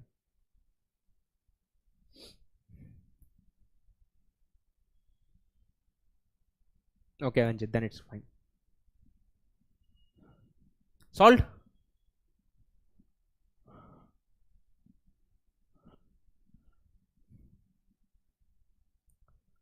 Look, okay, fine. Let's solve because you guys are trying. see here, whenever you study any problem, first of all try to get the physics from that. Okay, then first you understand the physics of the problem, then mathematically you will put some equations and you will try to get some result. Okay, so see here what's happening. First of all, in this case you can see this piston is actually supporting this weight. Okay, so if this piston is supporting this weight, frankly speaking, this weight should actually pull this piston down up to this position. Okay, but why this piston can actually hold this weight? Because this is a tube which is opened like this, and this is also a tube which is opened like this. Okay, so here there will be some pressure because this air which is at this position will actually travel through this and it exerts pressure. Similarly, whatever the air is present here, that air will also reach this position and this will exert some pressure here. Yes or no? So this is P1 for example, and this is P2 in this case. Okay, so P1 and also P2. Now this P1 and P2 are acting on the piston. So clearly one thing is clear, because of this flow, the cross section is different at these two locations. So if you take the pressure at these two, since flow velocity is changing and body force remains same, let us suppose if gravity is the only force acting, rho x bar minus del P is equal to rho times dV by dt. So this is the equation which we know, Euler's equation.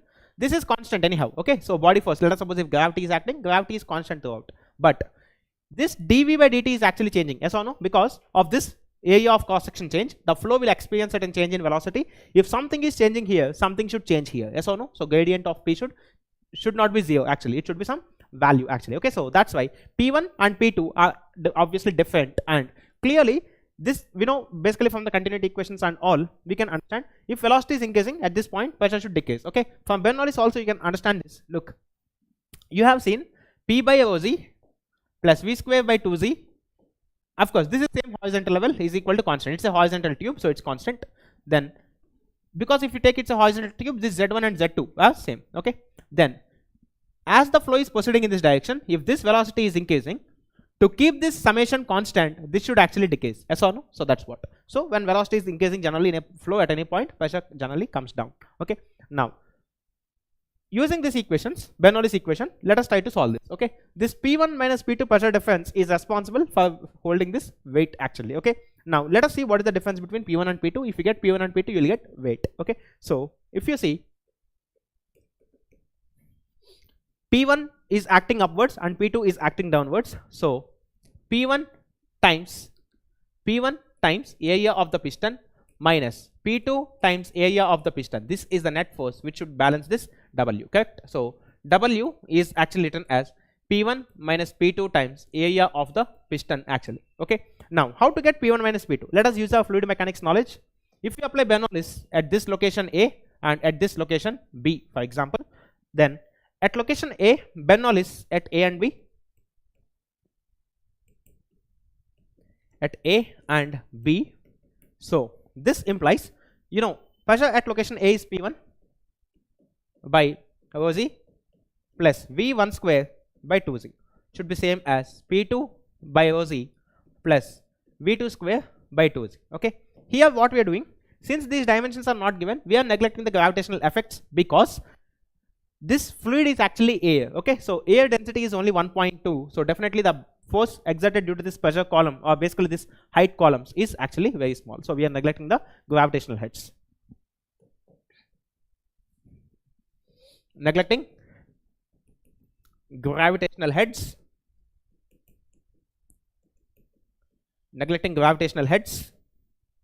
because generally rho air is low, and is low is again generally compared with respect to what it is low compared to the pressure forces on kinetic heads, this contribution will be very less actually. Okay, because you can see when I add plus zz and all, then things are very small. Okay, then g gets cancelled.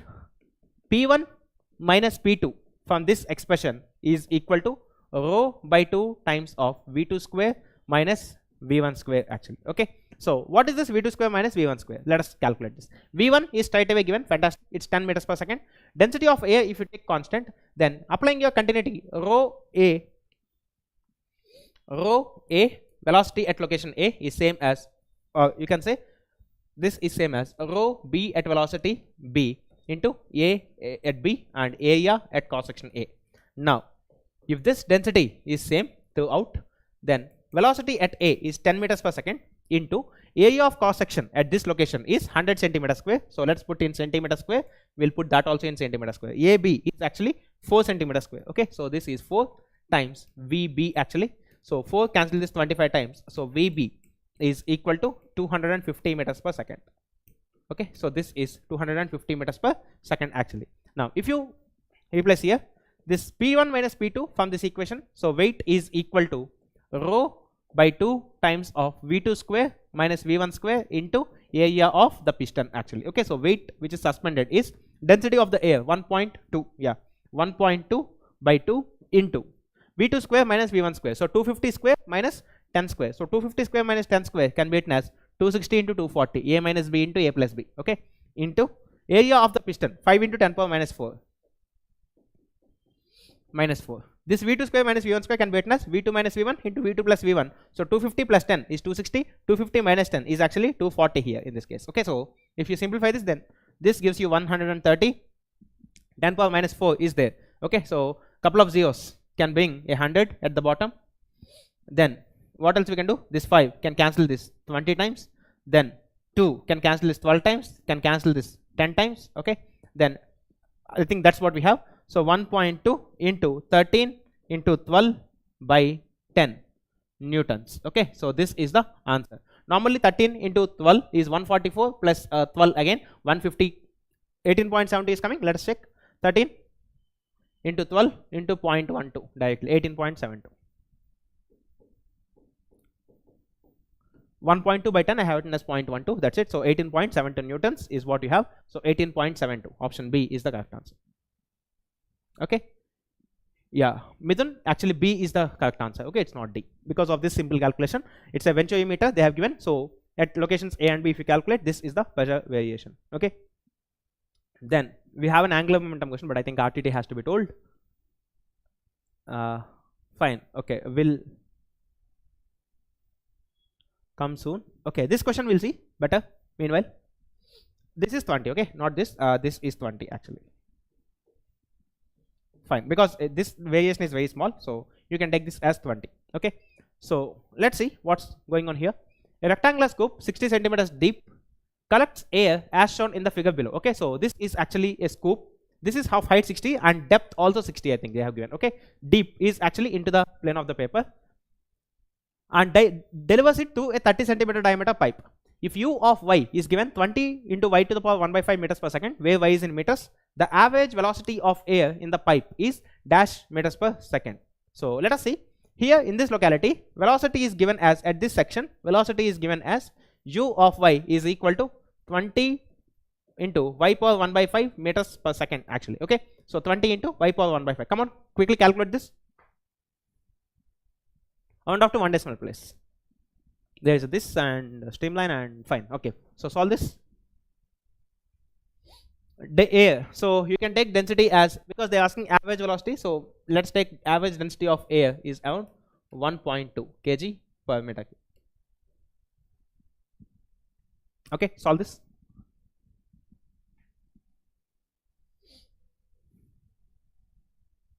One is the answer.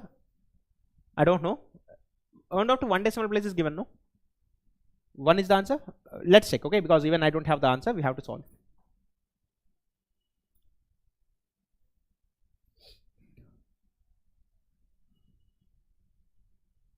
Average velocity of the air. Fine. What is the use of giving this scoop actually? Nothing, no? 60. Okay. This dimension is 60, its depth also 60 into the plane of the paper. It's a rectangular scoop.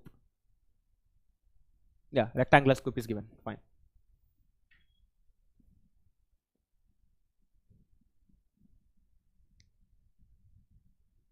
Means I think the cross section is actually square. At this point, if you make a cut, you can see a square cross section.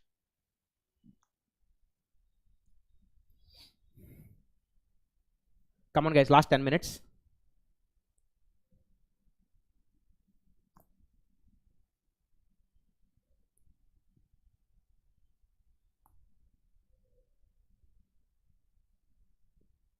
Solving. Fine. So anyway, let us see.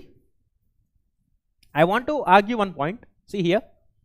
My point is, whatever is the m dot here, same will be the m dot here, and same will be the m dot here. Yes or no? Correct? Yes or no? Say correct. Because this is given, it's a streamline, okay, and this is a solid boundary. So definitely mass cannot go into the plate because it's a no penetration condition. You can see here, you can see this is actually a plate, solid plate, so air cannot actually enter inside, okay. And if they give you this is a streamline, there cannot be flow across streamline. So when flow cannot be across streamline, whatever is the mass here, same is going to be the mass here and here at any point in general. Okay, now what is the mass flow rate here? Let us calculate. Mass flow rate at section 1, for example, if you call this section 1, mass flow rate at section 1 is equal to, at section 1 different particles flow with different velocity as per this equation. Okay, so if you want to calculate the mass flow rate, integral 0 to this height is 20 centimeters, so 0.2 meters, then u into dy into b is width of the plate, width, which is equal to, they have given, it is 60 centimeters deep, okay, so 0.6 meters. Because it's a rectangular scoop actually, okay, it's a rectangular scoop, means the perpendicular face is also a rectangle, okay. So this is what you have. So this is the mass flow rate, because velocity into small discharge, like for example you take a small element here of height dy, then definitely what happens, the area of cross section for the flow is this dy multiplied with width, correct. So dy into width gives you this area multiplied with u. So this mass flow should be the same mass flow as that of which is passing through the pipe, okay. So this implies integral 0 to 0.2 u, what is u? 20 into y power 1 by 5 into width 0.6 into dy. This should be same as the mass which is leaving this guy, okay. So what is the mass leaving a 30 centimeters diameter? Rho into, here density is also there, okay, discharge. This is actually discharge into density. So density into area of cross section pi by 4 d square into average velocity, the velocity which is actually flowing through this. So this is v average actually, okay. So this is v average. Simple mass continuity should hold definitely. So we have this. Now let's see. So nothing about pressure or anything is mentioned, just a continuity equation, that's it, okay. So density, if you take constant, there is nothing no changes with respect to density. Then what else we can do? Yeah, simplify, that's it. One equation, one unknown. Integral 0 to 0.6 into integration of this term is y power 1 by 5 plus 1, 6 by 5 into 5 by 6, okay. So within the limits 0 to 0.2 should be equal to pi by 4. Now what about the diameter of that guy? 30 centimeter, 0.3, so 0.3 whole square into v average. So first one equation, one unknown. If you compute this, 6 can cancel this 0.1 times and 0.1 can cancel this 0.9 times, okay, because 0.3 into 0. This is 9 into 10 power minus 2, so 1 can gets cancelled. So 5 times of 0.2 power 6 by 5 minus 0 into 4 by pi times of 0.9 is equal to average velocity, and this is going to be in meters per second because we have kept everything in SI units, okay. So meters per second. So let us see what are the units they are asking. They are also asking in meters per second. Good. Then simplify this. 0.2 power 6 by 5, 0.2 power 6 by 5 actually 0.1449 something into 5 4s are 20. This 20 is also there, no, inside. This 20 is also here. This 20 is also here, okay, because this 20 has to still stay here, okay. So 20 is what we have here, okay. So 20 is there, fine. So let's check. 2 power 0.2 power 6 by 5 into 20 into 20, 400, so 57.98 divided by pi times of 0.9 divided by pi times of 0.9, okay. So 20.507, 20.507 meters per second is what it's coming, correct, okay. This calculation, so please check this calculation. I guess it's correct, right? Anybody getting the same answer? 20 point something? Please type in the chat box. 20.60, yeah, 20.6 roughly, 20.51, 20.5 or 20.6, because of this 0.2 power 6 by 5 calculation, decimals could change. Yeah, 20 roughly. Okay, so one decimal place they asked you round off, so 20.5 is what you can keep. So 20.5 meters per second is the velocity at which it flows. The main thing, the concept that you should know is, if this is the streamline, then definitely the mass which is remaining here should be the same mass which is remaining at every point. This is the condition. Okay, fine. So yeah, okay, I think these are the things that we could cover right now, because only 3-4 minutes is left. I'll do one thing regarding these two things. Okay, one thing is about this point, because this point is actually very important point. So I'll upload according to, I'll upload about this in the Telegram group. And also I suggest you one thing actually, Reynolds transport theorem. If you want to know this in detail before I go, because in tomorrow's class anyhow it's going to be a crash course, so I'm just going to write the equations and all. But normally in this channel, like you can see in our Wallah English channel, YouTube. Okay, so let's see.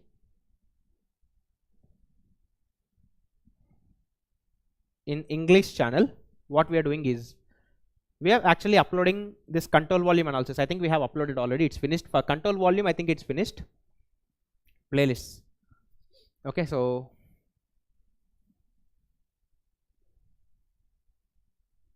you can see, normally you can see all the control volume analysis videos got uploaded there.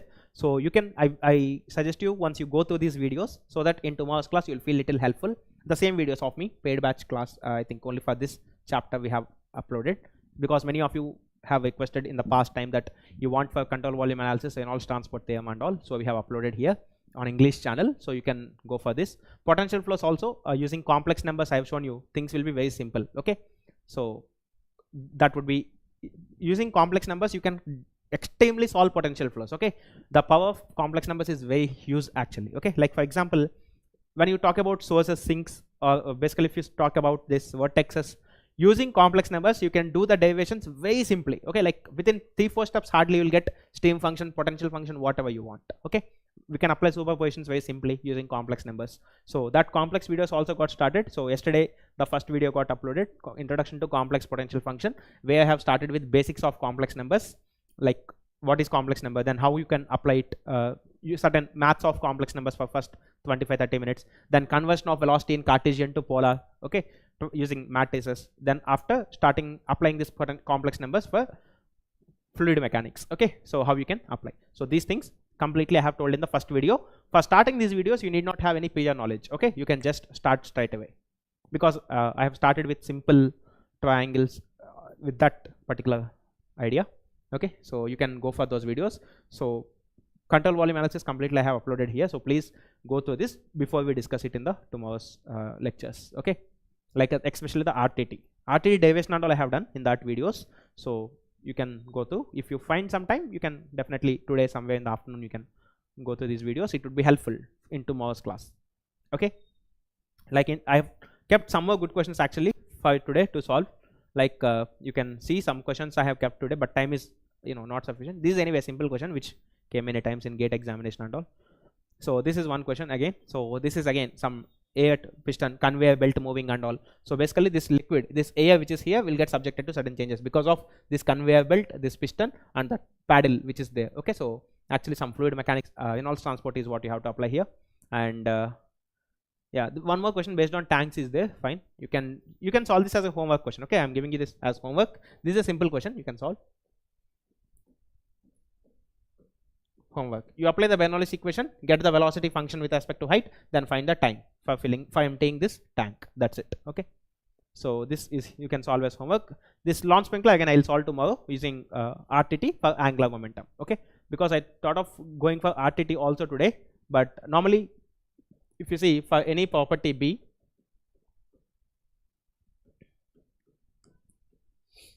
for any property B of a system, RTT gives you the variation of beta is B for unit mass then RTT actually gives you this change of property of the system when it's lying in a control volume is equal to dou by dou T of integral over the control volume beta times rho dV, means change of that particular property in the control volume plus the net weight of efflux control surface beta times rho relative velocity dot n cap ds, okay, where s is the control surface. We'll see how this equation is coming. I mean, we won't see the derivation, we'll use this equation, but I'll suggest you to please go to this first video or second video of control volume analysis to understand how this equation actually comes. Okay, it's a very simple equation actually. If you see, this is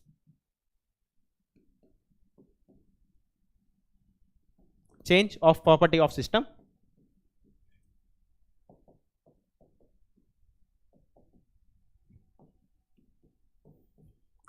change of property of volume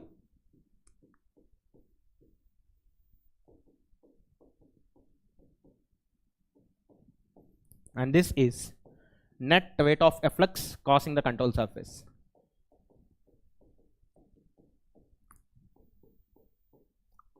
Causing the control surface.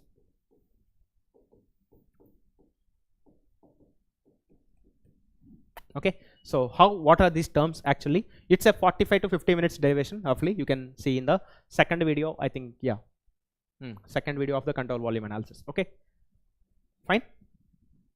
So I invite you, what subjects did you take? Right now nothing till now.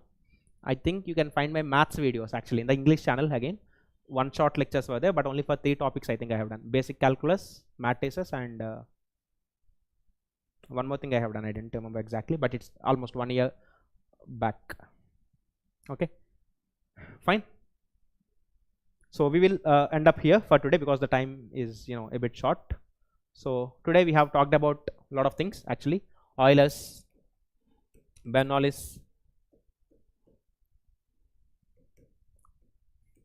vortex, and you know what else we have seen. Yeah, these things, right? Majority Bernoulli's, and we have seen something. Yeah, rotations we have seen of fluid bodies. So all these things we have seen. Okay, then fine, then we will wind up the session. And for the notes where I can upload, right, like notes is not this class notes, like to some points where the Bernoulli's equation and all I'm telling in this Telegram group, I'm going to upload by around today 11 AM or 11:30 somewhere. I'll upload this notes for that. Okay, fine.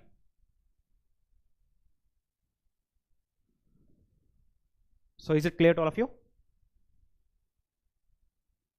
Are you all understanding the things?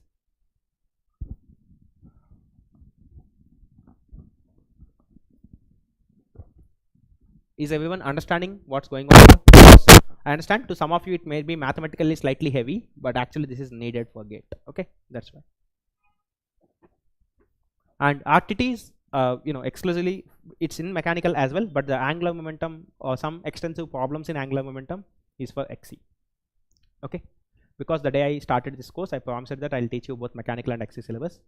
And XE, if you see, like majority of the admissions in IITs and IISc happened based on XE. Okay, so because in XE the number of subjects are less, but the paper level is generally high. Okay, if you see the stats of you know, GATE 2023, people getting very good marks in XE is slightly low compared to mechanical and other papers, but again it's very helpful. Okay, so thank you all. Then we'll meet again on tomorrow at 7:30 AM. We'll finish this Reynolds transport theorem and we'll also see Navier-Stokes. Okay, yeah, fine.